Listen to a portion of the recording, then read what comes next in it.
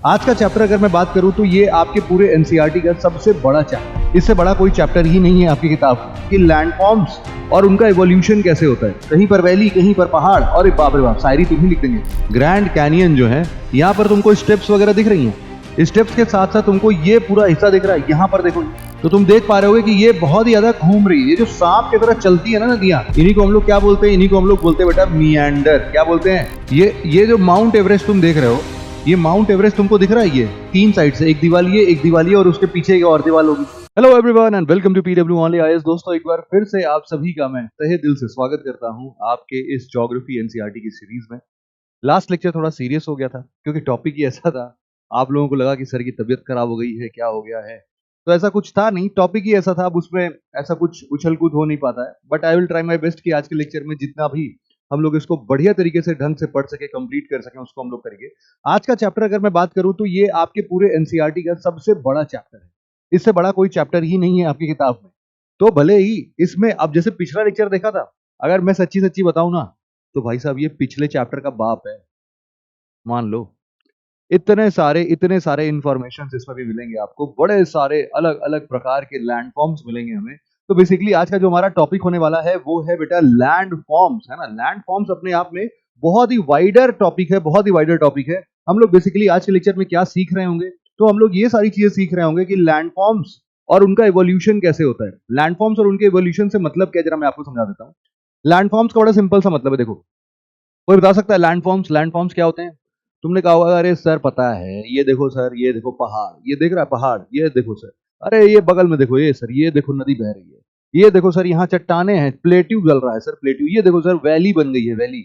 ये अलग अलग जो भी प्रकार के हम लोग को फीचर्स मिल रहे हैं, या फिर जो भी नए तरीके के अतरंगे, बेढंगे, या फिर उबड़ खाबड़, कैसे भी जो भी हमें ऐसे स्ट्रक्चर्स मिल रहे हैं, कहां पर? अर्थ के सरफेस पर, हम उनको ही क्या बोलते हैं? लैंड फॉर्म्स बोलते हैं। अब इन लैंड फॉर्म्स का जो इस चैप्टर का नाम है, इस चैप्टर का नाम है land forms and their evolution. तो भाई साहब देखो, लास्ट लेक्चर में हम लोगों ने दो फोर्सेस के बारे में बात की थी, है ना। दो फोर्सेस के बारे में, कौन कौन से थे अगर याद हो तुमको तो? एक इंडोजेनिक फोर्सेस और एक एक्सोजेनिक फोर्सेस। इंडोजेनिक फोर्सेस जो कि सरफेस के अंदरूनी हिस्से से लगता था, और वो अर्थ के क्रस्ट को या तो अपलिफ्ट करता था या तो सबसाइड करता था। याद है कि नहीं? अरे हाँ बोल दो यार, हाँ याद है, वेरी गुड। दूसरा क्या था? हमने बोला कि नहीं नहीं, एक्सोजेनिक फोर्सेस भी लग सकते हैं। और बेटा एक्सोजेनिक फोर्सेस की हमने जब भी बात की तो एक्सोजेनिक फोर्सेस में क्या क्या बात हुई थी? सबसे बेस्ट चीज था, हम लोगों ने बोला कि सर देखो, इसमें सबसे पहले बताते हैं वेदरिंग हो सकती है, इसमें मास मूवमेंट हो सकता है, इसमें इरोजन हो सकता है, इसमें डिपोजिशन हो सकता है। ये सारी की सारी चीजें क्या कर रही हैं? इनको एक्सोजेनिक फोर्सेस से अप्लाई करके इनको ये सपाट कर दे रही है, चिपटा कर दे रही है, बराबर कर दे रही है, समतल कर दे रही है, फ्लैटन कर दे रही है अर्थ को। तो फ्लैटन करना और अपलिफ्ट और सबमर्ज करना, ये दोनों के दोनों हिस्सों में हम लोग रिजल्टेंट फोर्स में इनके बीच में लड़ाई हो रही थी, और इनके बेसिस पर हम लोग ने देखा बड़े सारे स्ट्रक्चर्स बन रहे थे। Now we have to study कि भैया इनके कौन कौन से स्ट्रक्चर बनते हैं। हाँ, अब उनके अलग अलग नामकरण कर दिए। हमारे यहाँ पर नामकरण के जानते हो पुरानी प्रथा है ना। पंडित जी को बुला बुला के हर एक छोटे से छोटे फॉर्म्स को नया नया नाम दे दिया गया। अब ऐसे ऐसे नाम आएंगे भाई साहब आज के लेक्चर में, तुमने अपने पूरे जिंदगी में कभी सुना ही नहीं होगा। हाँ, गारंटी के साथ बोल रहा हूं, कभी सुना ही नहीं होगा। और जब सुना ही नहीं होगा तो तुमने उसके बारे में देखा तो हो सकता है, लेकिन उसका नाम ये है, उसको आइडेंटिफाई करना बड़ा जरूरी है। तो आज के इस लेक्चर में हम लोग इसी बारे में थोड़ा सा चर्चा करेंगे, इसी के बारे में हम लोग थोड़ी सी डिस्कशन करेंगे। और थोड़ा हो सकता है कि पिछले लेक्चर से थोड़ा सा लंबा लेक्चर ये बने, बट ठीक है, देखते हैं कितना टाइम में लगता है। But I will try my best कि मैं इसको कितने छोटे से छोटे फॉर्म में कवर कर सकूं, क्योंकि बेसिक्स हैं अभी के लिए हमारे लिए। तो हम लोग बड़े बेसिक चीजों के साथ में पढ़ रहे हैं, और अगला चैप्टर भाई साहब जबरदस्त, महा इंटरेस्टिंग, है ना। तो अगले अगले चैप्टर की जब भी हम लोग शुरुआत करेंगे तो वो भाई साहब अलग ही लेवल पर खिलेगा। ठीक है, तो चलो हम लोग बिना देरी किए हुए स्टार्ट करते हैं आज का ये चैप्टर। इसमें हम लोग इवोल्यूशन की बात करेंगे, लैंडफॉर्म्स के, और अलग अलग प्रकार के जो भी लैंडफॉर्म्स हैं हम लोग उन पर चर्चा करेंगे। सबसे पहला सवाल जो हमारे मन में आता है बेटा, कि आखिरकार ये लैंडफॉर्म्स होते क्या हैं। जैसा मैंने आपको बता दिया, लैंडफॉर्म के लिए बड़ा ही सिंपल सा एक तरीका है, आपको यहाँ पर बाकी सारी चीजें मिल जाएंगी भाई साहब। और एक चीज और बता देता हूं मैं आपको, आगे बढ़ने से पहले बस ये भी बता देता हूं कि इस पूरे पूरे पीडीएफ का जो लिंक है मतलब इस पूरे चैप्टर का जो पीडीएफ होगा उसका लिंक नीचे डिस्क्रिप्शन में दिया हुआ है, वहां पर क्लिक करके बैच ज्वाइन कर लेना फ्री एनसीईआरटी वाली, और वहां से आपको सारी की सारी पीडीएफ मिल जाएगी। एट द सेम टाइम हमारा अपना प्यारा प्रारंभ बैच पता है ना 3 साल का, वो तो तुम लोग को भी याद हो गया होगा यार, है ना, कि 3 साल तक हम लोग का बढ़िया शानदार बैच चल रहा है। हमारा प्रारंभ यूपीएससी की प्रिपरेशन वन स्टॉप सॉल्यूशन है, सब कुछ मिलेगा भाई साहब। Call it, name it and it will be there, है ना। यूपीएससी की प्रिपरेशन के लिए जितनी चीजों की जरूरत है वो सब चीज उसमें अंदर मिल जाता है, और वो भी बड़े ही साइंटिफिक मैनर में। तो चलो फिर स्टार्ट करते हैं। सबसे पहले हम लोग बात करते हैं अपना किसका, लैंड फॉर्म्स की बात करते हैं। लैंड फॉर्म्स के बेसिकली अगर मैं तुम्हें मतलब समझाऊं, ये वाला पिक्चर याद है, लास्ट लेक्चर से आया था, है ना। तो हमने बोला था कि देखो कहीं पर पहाड़ है, कहीं पर वैली है, कहीं पर वैली, कहीं पर पहाड़, और बाप रे बाप शायरी तुम ही लिख देंगे। हाँ, यहाँ पर क्या है, कहा भाई पहाड़ है, पहाड़ के पीछे हमने एग्जाम्पल दिया था अरावली पहाड़ का, अरावली पर्वत, अरावली पर्वत श्रृंखला या फिर अरावली माउंटेन रेंजेस की अगर हम लोग बात करें, तो यहां पर हम लोगों ने सोचा भाई साहब अपने जवानी के टाइम पर जब वो एकदम यंग, एकदम हट्टा कट्टा था, भाई साहब 10-10 किलोमीटर ऊपर, 9 किलोमीटर, 10 किलोमीटर ऊंचा, आज चुन्नू भर का 500-600 मीटर बचा है बस, या बहुत बचा होगा, 800 मीटर बचा होगा। तो 800 metre 1 kilometre on an average, अगर मैं बात करूं 600-800 मीटर का एवरेज उसका हाइट है। अब तुम खुद ही सोच लो, 800 मीटर कहाँ, 10 किलोमीटर कहाँ, ये अरे क्या हो गया भैया, इसको किसने मारा, किसने पीटा। हमने बोला अरे मारा पीटा भैया, ये दुनिया बड़ी बेजुल्म, मतलब बहुत ही जुल्मी है, और बेचारे को एकदम खींच खींच के मार मार के, चपेटा मार मार के, 2-4 चप्पड़ मार मार के क्या किया इसने, इसको सब समतल कर दिया, बराबर करने की बात हो रही है। और ये किसकी बात हो रही है, इरोजन की बात हो रही है, इरोजन की बात है ना। इरोजन देखा था हमने कि भाई यहां से नदियां बह रही थी, यहां से बारिश का पानी आ रहा था, सब इसको धीरे धीरे धीरे धीरे करते करते करते करते सारी चीजें इकट्ठा करते करते इस गड्ढे में डाल के इसको बराबर कर दिया, इसको और नीचे कर दिया।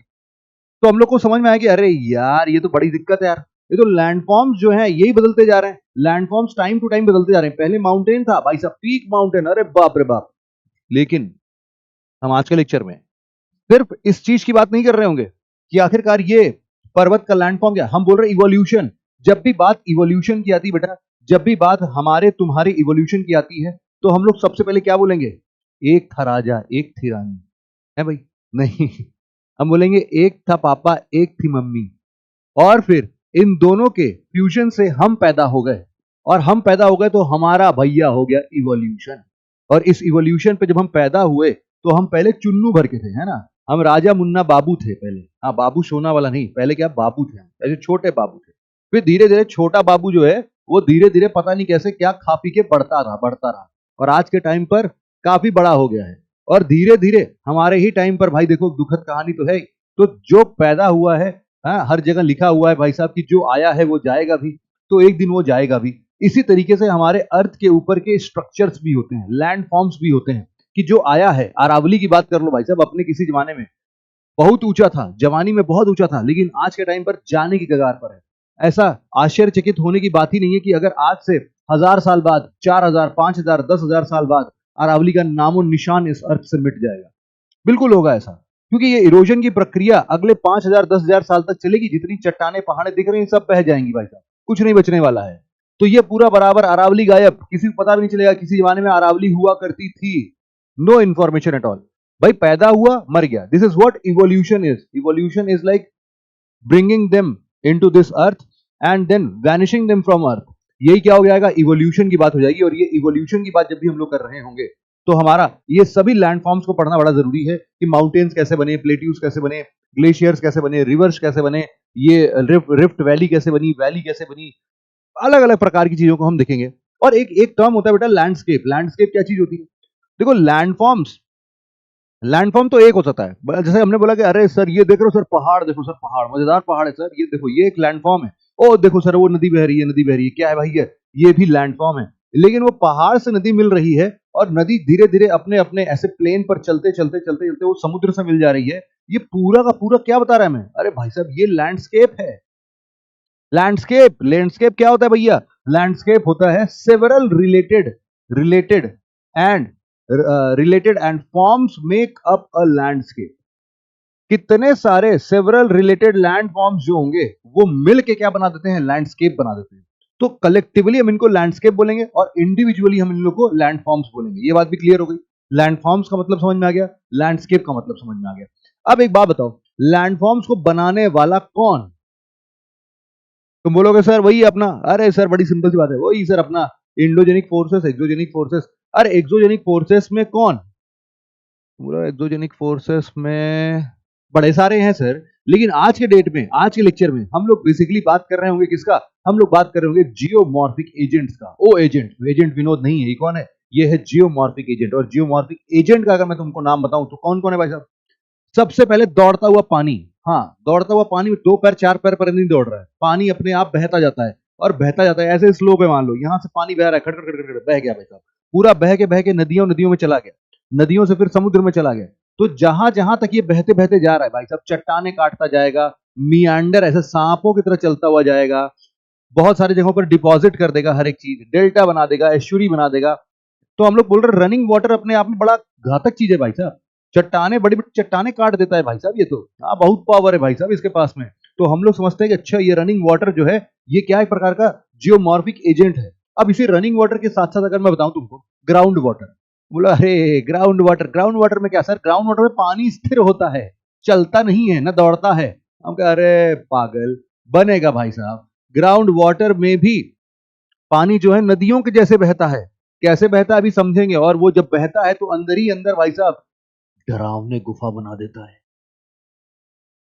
अकेले मत जाना वहां पे, डरावने गुफा टाइप के स्ट्रक्चर्स बनते हैं जिसको हम लोग कास्ट केव बोलते हैं। अब ये कास्ट केव्स क्या होते हैं, कास्ट टोपोग्राफी क्या होती है, इसको हम लोग आज के लेक्चर में समझेंगे भी। अच्छा, ये तो हो गया रनिंग वाटर, ग्राउंड वाटर हो गया। इसके अलावा हम कह रहे हैं हवा के झोंके। हवा के झोंके, अरे सर हवा के झोंके क्या ही कर लेंगे? हमें पंखा ऊपर चल रहा है भाई साहब, हवा लग रहा है, क्या हम गल जा रहे हैं क्या? हमारा हमारा स्किन जो है निकल के टूट के गिर जा रहा है? अरे ये वाला विंड नहीं बेटा, जाओ रेगिस्तान में जाओ।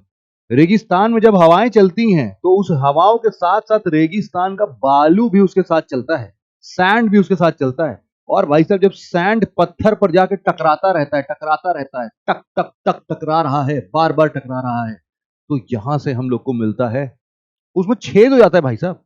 और छेद छोड़ो, गुफा बन जाती है, गुफा छोड़ो टनल बन जाता है पूरा, आर पार सुरंग पे। मतलब हवाएं चलते चलते पत्थर को एक तरफ से काटना शुरू किया, दूसरे तरफ से जा निकला, अब उसके अंदर अंदर बढ़िया से पूरा हवा और रेत घुस रही है। तो बड़ा दम है भाई साहब इन लोगों में, बहुत दम है। और अभी देखेंगे हम लोग कैसे। चलो ये तो बात होगी। कुछ होता है ग्लेशियर। ग्लेशियर क्या चीज है यार? ग्लेशियर, ग्लेशियर का नाम तो सुना ही होगा, नाम तो सुना ही होगा। अरे भैया ये जो अपना ग्लेशियर है, ये ग्लेशियर भाई साहब, मैं सिंपल अगर टर्म्स बताऊं तुम्हें एकदम देसी भाषा में, तुमको पता है कि ऐसे बड़े सारे रीजन होते हैं जहां पर मिट्टी के ऊपर बर्फ जम जाता है। हाँ, ठंडे जगहों पर गए होगे तुम, ऐसे ऐसे गोला गोला बना के खेले होगे, नहीं खेले होगे तो मूवी में देखे होगे।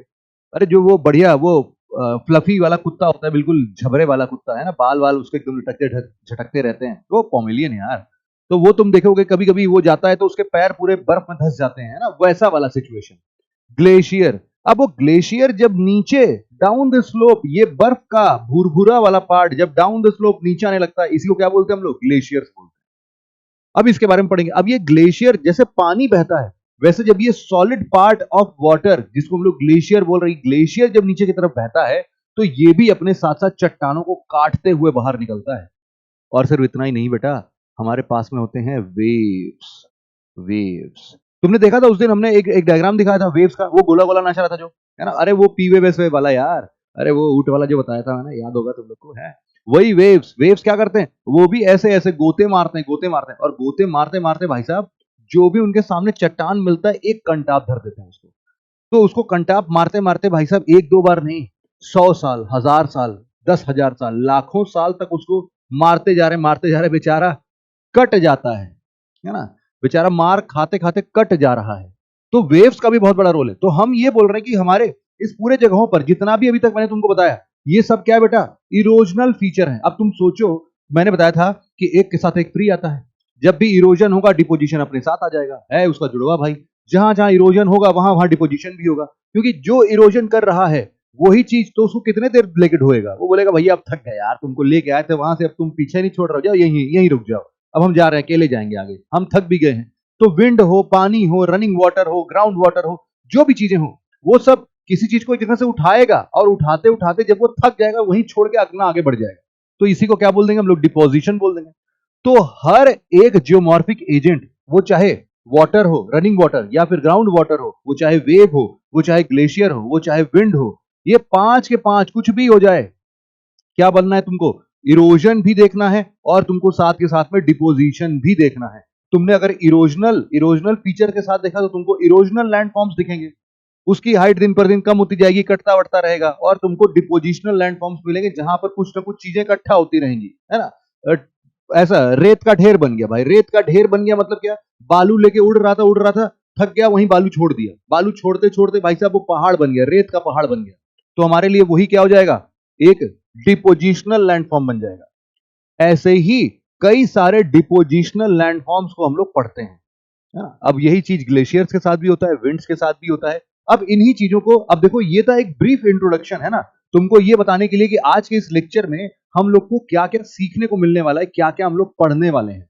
अब भैया ये सब सुनने में बड़ा मजेदार लगता है, लेकिन जब अब पढ़ने की बारी आती है तो मिलते हैं हम लोग को नए नए टर्म्स, और पंडित जी पता नहीं कौन से बुला लाए थे हम, और पंडित जी ने ऐसे खतरनाक नाम रख दिए भाई साहब इन सबके, कि मतलब देखो एक बार में याद हो जाए तो अच्छी बात है, हो सकता है कि तुमको बार बार रिवाइज करना पड़े, और इसीलिए मैंने तुमको हर एक चीजों के पीछे एक अच्छा डायग्राम दिया है, एक अच्छा तुमको स्ट्रक्चर फोटो खींच के रख दिया है भाई साहब, कि जहां तुमको ना समझ में तुरंत तुरंत फोटो देख लो, तुमको इमेजिनेशन में याद हो जाना चाहिए।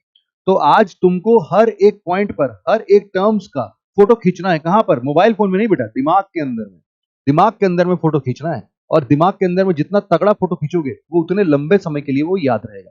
इसी को हम लोग बोलते हैं लैंडफॉर्म्स, लैंडस्केप। चलो जल्दी से हम लोग लैंडफॉर्म्स के बारे में बात करते हैं। जैसे मैंने बताया तुमको कि भाई साहब इस लैंडफॉर्म का मेजर कॉजेस क्या होगा, हमने बोला भैया मेजर कॉजेस और कुछ नहीं बल्कि यही जियोमॉर्फिक एजेंट्स है, रनिंग वाटर है, ground water, wind, glacier, waves, यही सब तो मैंने बताया। और मैंने ये भी बताया कि भाई देखो इसके इरोजनल लैंडफॉर्म्स बन सकते हैं, डिपोजिशनल लैंडफॉर्म्स बन सकते हैं।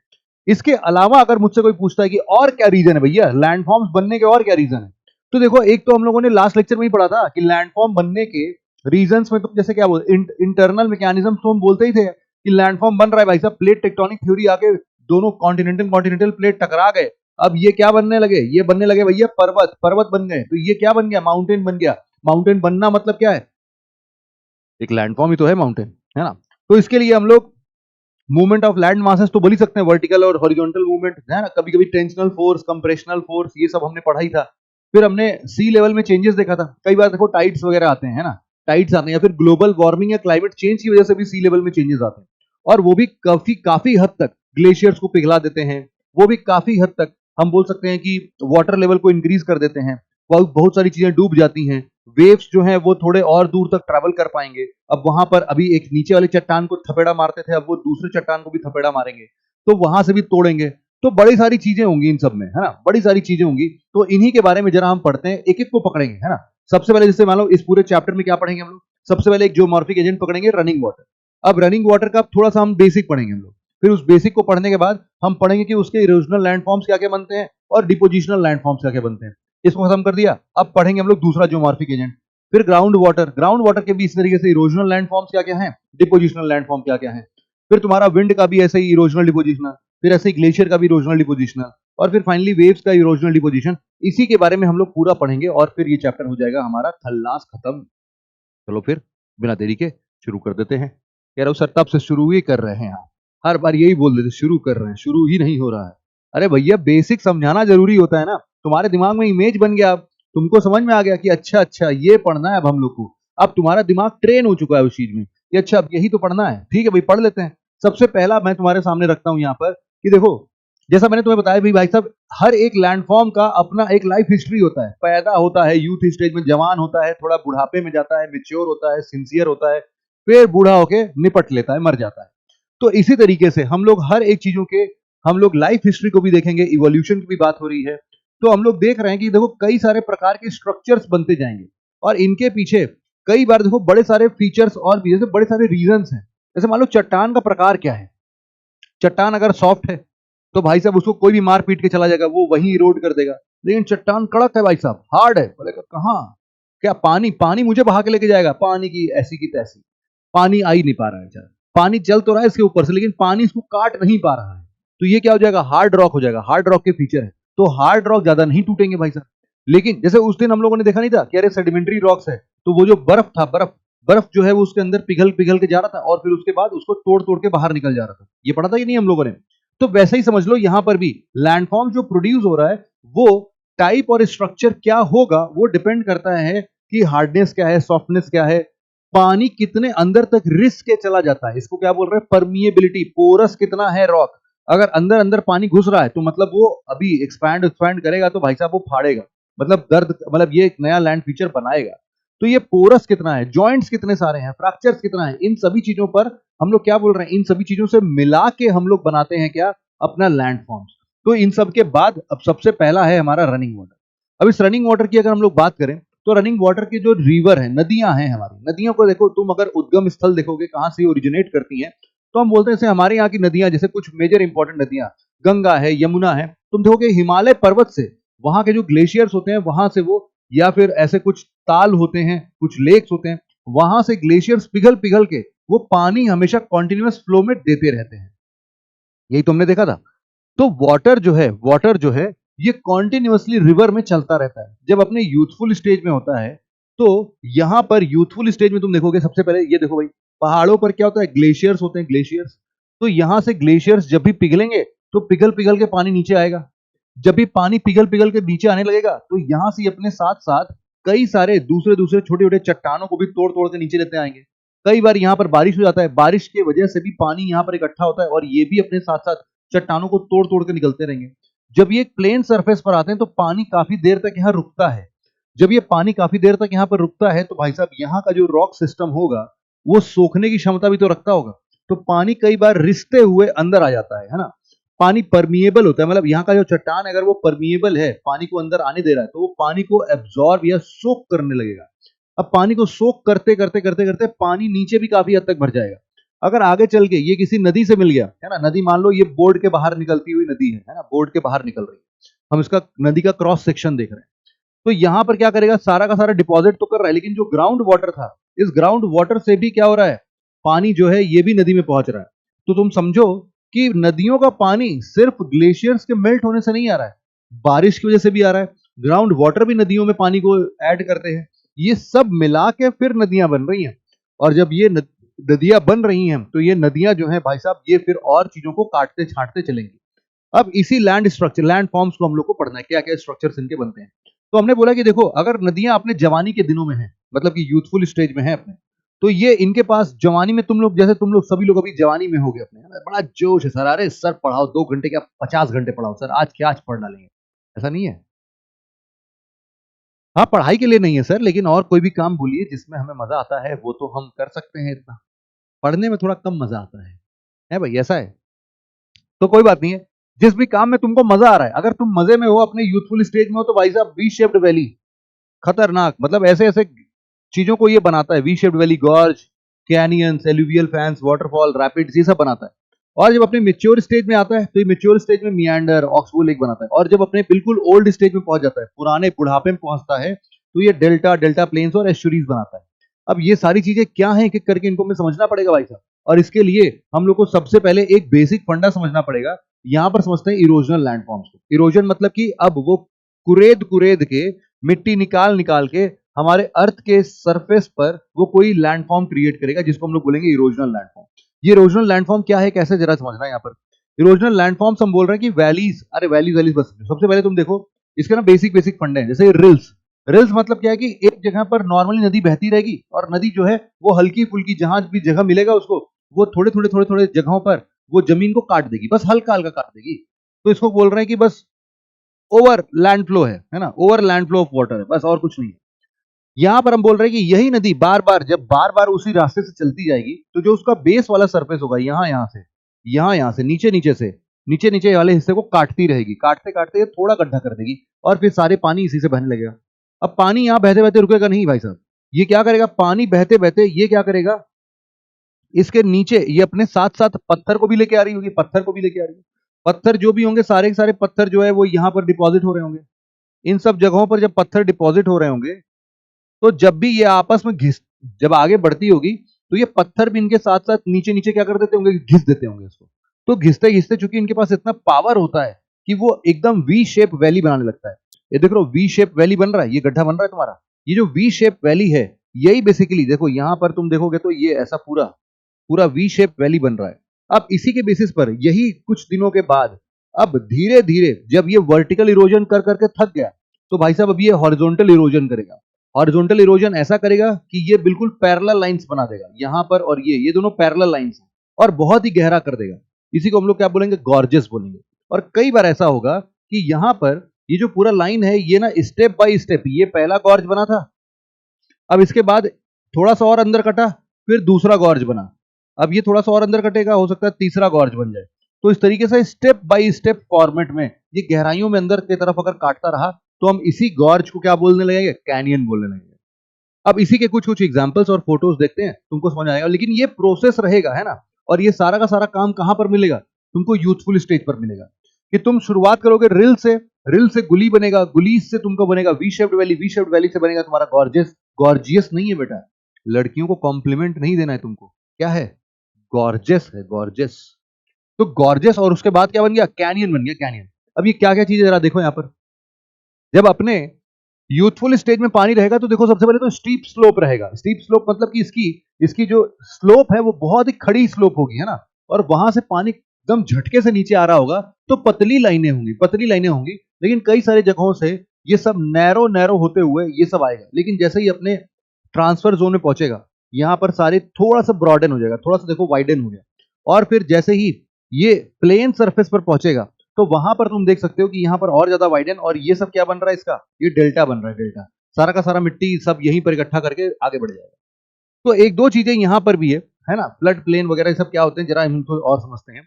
तुम यहाँ देख सकते हो कि ये जो छोटी छोटी पतली पतली लाइनें देख रहे हो बेटा, यही क्या है, तुम्हारे रिल्स है। यही रिल्स बाद में पानी बहते बहते बहते बहते थोड़ा और चौड़ा हो जाता है, तो यहाँ पर क्या बना, गलीज बना। और यही गलीज धीरे धीरे भाई साहब इरोड होते होते होते होते क्या बना देती है, वैली बना देती है। और यही वैली आगे चल के क्या बनाएंगी, V shaped valley. V shaped valley है तो वैसे भी वी शेप ही है, तुम देख सकते हो कि ये क्या बना दिया है, वी शेप वैली बना दिया है इसने, वी शेप वैली। और ये वी शेप वैली जो है धीरे धीरे धीरे धीरे वी शेप वैली किसमें कन्वर्ट हो जाएगी, गॉर्जियस में। अब गॉर्जियस जो होते हैं, मैंने बताया था कि तुमको ये बिल्कुल पैरेलल होते हैं, इनके इनकी बिल्कुल गड्ढे में ऐसा होगा। एग्जांपल जैसे कहां पर है भाई साहब, जबलपुर गए हो, जबलपुर, जबलपुर के बच्चे, एनीवन फ्रॉम द जबलपुर है भाई, कौन देख रहा है। जबलपुर में तुम जाओगे तो वहां तुमको मिलेगा नर्मदा, नर्मदा रिवर के साथ में अगर तुम वहां के गॉर्जेस देखोगे नर्मदा रिवर के, तो तुमको दिख जाएगा, बड़े आसानी से दिख जाएगा कि दोनों तरफ से बड़े बड़े चट्टाने होंगे और बीच में से नदियां बह रही होंगी। वो नदियां ऊपर थी पहले, वो काट काट के यहाँ तक पहुंची हैं, है ना। ये इतना गड्ढा किसने किया, इसी नदी ने किया है, हाँ इसी नदी ने किया है भाई साहब। सदियों से, हजारों सालों से, लाखों सालों से ये सब काम हो रहा था, अब जाके ये स्टेज पर पहुंचा है। और तुम अगर यूएसए में जाओगे तो यूएसए में एक बुल वैली है, उटा करके एक जगह है, वहां पर बुल वैली मिलेगा, वहां पर ये फोटो एक्चुअल में वहीं की है। फिर नेक्स्ट हमारे लिए क्या है, ग्रैंड कैनियन। तुम देख सकते हो भाई साहब, यहाँ पर एक रिवर है जिसको हम लोग बोलते हैं कोलोराडो रिवर, है ना, कोलोराडो नदी के किनारे के तट पर आप पहुंचोगे तो यहाँ पर तुमको क्या मिलेगा, यहाँ पर मिलेगा तुमको स्टेप बाय स्टेप काट काट के यही तुम्हारा क्या बन रहा था शुरू शुरू में, यही गॉर्जियस बन रहा था। अब धीरे धीरे काटते काटते काटते काटते भाई साहब, अब ये धीरे धीरे वी शेप में भी बना है, लेकिन ये पैरेलल लाइंस में भी तुमको दिखते दिखते ये बिल्कुल काट के नीचे आ गया। इसी को हम लोग क्या बोलते हैं, कैनियन बोलते हैं, कैनियन। और ये हमारे पूरे अर्थ का सबसे बड़ा कैनियन है जिसको हम लोग बोलते हैं ग्रैंड कैनियन। ग्रैंड कैनियन कहां पर है भाई साहब, यूएसए में, कोलोराडो रिवर आपको पता ही है। तो हमें समझ में आ रहा होगा कि ये स्टीप स्लोप्स है, लेकिन स्टेप्स लाइक फिगर में है। मतलब स्लोप तो बिल्कुल खड़ा खड़ा होगा भाई साहब, लेकिन स्टेप लाइक स्ट्रक्चर में होगा। ये कैनियन जितना ही गहरा होगा, sorry as deep as canyon, as deep as gorges होगा, यहाँ पर चेंज कर लेना, as deep as gorges, mostly formed in the sedimentary rocks. क्यों सेडिमेंट्री रॉक्स, तुम देखोगे सेडिमेंट्री रॉक्स होगा तभी तो उसमें लेयर बाय लेयर कटेगा। अगर तुम्हारा हार्ड रॉक है या फिर इग्नियस रॉक है तो उसमें लेयर्स में स्टेप्स नहीं दिखेंगी। ये तुम्हारा का पूरा देख लो पीछे पीछे तक भाई साहब, पूरा का पूरा ऐसा ही लैंडस्केप है। तुम चले जाओगे अभी, तुम देखोगे तुम्हारा हालत खराब हो जाएगा भाई साहब। देखो यहां पर तुम देख सकते हो, अगर मैं तुम्हें दिखा पाऊं, यहां पर देखते हैं एक बार, ग्रैंड कैनियंस, ये तुमको दिख रहा होगा ग्रैंड कैनियन। अब देखो भाई साहब, तुम अब एकदम रियल फीलिंग के साथ देखो। अब तुम जहां जहां देख रहे होगे, अरे देखो भाई साहब, ये जो दिख रहा है तुमको, है ना, ग्रैंड कैनियन जो है, यहाँ पर तुमको स्टेप्स वगैरह दिख रही हैं। स्टेप्स के साथ साथ तुमको ये पूरा हिस्सा दिख रहा है। यहाँ पर देखो, एक स्टेप, दूसरा स्टेप, तीसरा स्टेप, चौथा, पांचवा, ऐसे गहराइयों में चले जा रहे हो। बिल्कुल देख लो कितना गहरा है भाई साहब, ये देखो भाई साहब, अलग ही लेवल पर चल रहा है। तुम पूरा पूरा देख सकते हो, है ना। तो जब भी तुम ऐसी चीजें पढ़ो ना, तो आई विश कि तुम लोग ये सब चीजें करा करो यार। इन सब से देखो कितना मजा आता है, कितना दिखने में एकदम रियल लग रहा है ये, है ना। तुम्हें दूर दूर तक कहीं जाके जाके तुम्हें सब कुछ दिख जाएगा। कि अच्छा ऐसा चल रहा है, ऊपर ऊपर तो थोड़े बहुत पहाड़ है, लेकिन नीचे नीचे तुम देखोगे, यहाँ पर देख रहे हो तो तुमको कुछ भी नहीं दिख रहा है भाई साहब। यहीं से तुम्हारा कभी कोलोराडो रिवर बहता होगा, है ना। तो ऐसे बहुत सारे तुमको मिल जाएंगे, तुम लोग और भी आराम से देख लेना इसको। तो ये क्या है, हमारे लिए ग्रैंड कैनियन है भाई साहब। देखो ग्रैंड कैनियन कहाँ पर है, ये देखो यहाँ पर है, यूएसए में। यहाँ पर है national park, grand canyon national park है। और यहीं पर तुमको मिलेगा क्या, कोलोराडो रिवर। और कोलोराडो रिवर से पास होता हुआ ये तुमको क्या मिल रहा है, ग्रैंड कैनियन मिल रहा है। अगर इसका सैटेलाइट व्यू तुम्हें देखने को मिल जाए तो ये देख सकते हो। लोग बढ़िया यहाँ से घूमने टहलने आते हैं, और तुमको यहीं पर आगे चल के क्या मिल जाएगा, ग्रैंड कैनियन। यहीं से लोग नज़ारा देखते हैं ग्रैंड कैनियन का। अरे हमको कैनियन के पास लेके जाओ। हाँ ये रहा कैनियन, देखो फिर आ गया। यहीं से लोग बढ़िया एकदम नज़ारे में देखते हैं कैनियन को। तो इतना सुंदर नहीं है, है ना। अरे चेहरा ब्लर कर दिया भाई साहब को। तो नेशनल पार्क है भाई साहब, तुम देखो अब यहीं पर मजे वजे लेते रहना अपने से। चलो ठीक है भाई, वापस आते हैं, मजे बहुत ले लिए हमने। तो ग्रैंड कैनियन कोलोराडो रिवर के लिए है, ये सब तो हमने देख लिया भाई साहब। अगले आगे बढ़ते हैं। तो यही मैंने समझाया यहाँ पर, ये कैसे ये माउंटेन शेप में धीरे धीरे चट्टाने कटती रहती हैं। आगे बढ़े हम लोग। तो पॉट होल्स, एक नया फीचर आ गया भाई साहब, पॉट होल्स। पॉट होल्स क्या है, ये भी एक इरोजनल फीचर ही है। पॉट होल्स कैसे बनते हैं मैं बताता हूँ। जैसे मान लो कि नदी बह रही थी कोई, है ना, नदी बह रही थी। अब नदी बहते बहते यहाँ पर कुछ ना कुछ चट्टाने कहीं ना कहीं तो आई जाएंगी। तो चट्टाने जब भी आएंगी, मान लो कि अगर नदी बह रही थी, हम लोग क्रॉस सेक्शन से देख रहे हैं, नदी के अंदर अंदर एक पत्थर आ गया। नदी इस डायरेक्शन में आगे बढ़ रही थी, नदी इस डायरेक्शन में आगे बढ़ रही थी। आगे बढ़ते बढ़ते उसको एक पत्थर मिला, वो ऊपर से टप्पा खा के नीचे गिरी ताड़ से। और नीचे टक टक टक टक करते करते करते करते इसने क्या बना दिया, यहाँ गड्ढा बना दिया है। अब ये गड्ढे में ये पत्थर चला गया अंदर, है ना। अब ये यहीं पर गोला गोला पत्थर क्या कर रहा है, जैसे वो मथनी करते हैं ना हम लोग, समुद्र मंथन हुआ था तो पूरा, अरे जैसे लकड़ी में भी हम लोग ऐसे ऐसे करते रहते तो पूरा छेद हो जाता है भाई साहब उसमें। तो वैसे ही समझ लो कि हम भी इसको ऐसे ऐसे मत्ते मत्ते ऐसे करते हैं, अगर ऐसे ऐसे करते करते करते करते करते करते करते पूरा एकदम छेद कर देंगे इसमें। तो वैसे ही होगा पॉट होल्स, मतलब अगर पत्थर आ गए तो नदियों का पानी उसको जब उसके ऊपर से गुजरेगा तो पत्थर गोला गोला नाचेगा, और जब गोला गोला नाचेगा तो उसके नीचे वाला सरफेस फ्रिक्शन के कारण घिसता जाएगा घिसता जाएगा घिसता जाएगा। तो अंदर ही अंदर वो गड्ढा बनते बनते बनते बनते एकदम ग्लास जैसा होता है ना, जैसे ये ग्लास है, ग्लास एकदम ऐसा पॉट होल बन जाता है भाई साहब, गहराइयों में पॉट होल बन जाता है। दिखाऊं मैं तुम्हें, देखो ऐसा, ये देखो भाई, ऐसा देखो, ऐसे पत्थर अंदर अंदर है, बिल्कुल ग्लास जैसा पत्थर के अंदर अंदर क्या बन जा रहा है, पॉट होल्स बन जा रहा है। These are the potholes. यहाँ देखो ये पॉट होल्स, इसके अंदर पत्थर होंगे, ये देख रहे हो इसके अंदर पत्थर होंगे। तो ये सारे क्या है हमारे सामने, पॉट होल्स है भाई साहब, पॉट होल्स है।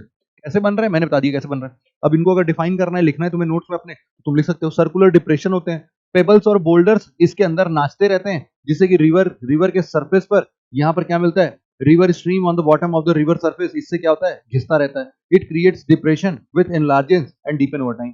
धीरे धीरे पहले तो छोटा होता है, फिर घिसते घिसते घिसते घिसते काफी डीप हो जाता है। तो यही हमने पढ़ा भी। नेक्स्ट हम लोग पढ़ते हैं क्या, हम लोग पढ़ते हैं plunge pool. Plunge pool, plunge pool क्या होता है भैया, प्लंज पूल देखो क्या होता है कि अगर मान लो कोई ऐसा स्ट्रक्चर मिला कि ऊपर एक हार्ड रॉक है और उसके नीचे एक सॉफ्ट रॉक है, तो तुम्हारी नदियां कई भी के ऊपर ऊपर से चलती रहती है और झरने के माफिक नीचे आती है ना। झरने के माफिक क्या हो रही है, नीचे आ रही है। नीचे आएंगी बेटा इतने ऊपर से, कई बार तुमने देखा होगा धुआंधार फॉल्स को देखा होगा, है ना। अगर ऐसे बड़े बड़े एंजल फॉल्स की बात कर लो, जो एक एक किलोमीटर ऊपर से नीचे गिर रही है भाई साहब, ऐसे ऐसे ऊपर से नीचे गिर रही है, तो सोचो पानी की धार जब टिप टिप बरसा पानी से क्या हो जाता है, छेद हो जा रहा है। तो एक एक किलोमीटर ऊपर पानी की मोटी धार से उन चट्टानों का क्या हश्र होगा भैया, गायब, छिल जाएंगे पूरे। यहाँ पर क्या गड्ढा बन जाएगा, गड्ढा बोले तो स्विमिंग पूल टाइप का बन जाएगा। अच्छा यहाँ पर मैं, मुझे याद है कि मैं अभी मिर्जापुर में गया था। मिर्जापुर के पास में एक शिवाला घाट है, अगर किसी ने देखा हो, किसी ने सुना हो कभी तो शिवाला घाट में लोग ऐसे ही प्लंज पूल टाइप का है वहां पर। यहाँ पर मस्त लोग नहाते हैं, यहाँ तक का पानी होता है वहां पर, और बढ़िया नहाते हैं। अब मैं तो काफी पहले गया था, पता नहीं अभी सही चलता है कि नहीं, बट हाँ ये बार बार क्या करता है, नीचे चलता रहे। अच्छा तुम खुद सोचो कि जब भी पानी नीचे गिरेगा तो ये खट से ऊपर उठ जाएगा, ये ट्यूं ट्यूं ऐसे ऊपर उठ जाएगा, और ये कई बार पानी इधर भी जाएगा और इसको भी चपेट मारेगा तेज से कि ओए सॉफ्ट रॉक कहाँ गए, ताड़, क्या सॉफ्ट रॉक हो तुम। मार मार के थपेड़ा क्या करेगा, उसको छोटा कर देगा, गड्ढा कर देगा उसमें। फिर उसके पीछे क्या करेगा, और गड्ढा कर देगा, और गड्ढा कर देगा। अरे भाई इतना गड्ढा कर दिए, ऊपर का जो हार्ड रॉक था उसके तो बेस ही गायब हो गया। अब बेस गायब हो गया तो यहां पर बेटा क्या होगा, एक एक यहां पर क्रैक डेवलप होगा, क्रैक डेवलप होगा, और ये रॉक धड़ाम से नीचे गिर जाएगा किसी दिन। हाँ यही होगा और क्या।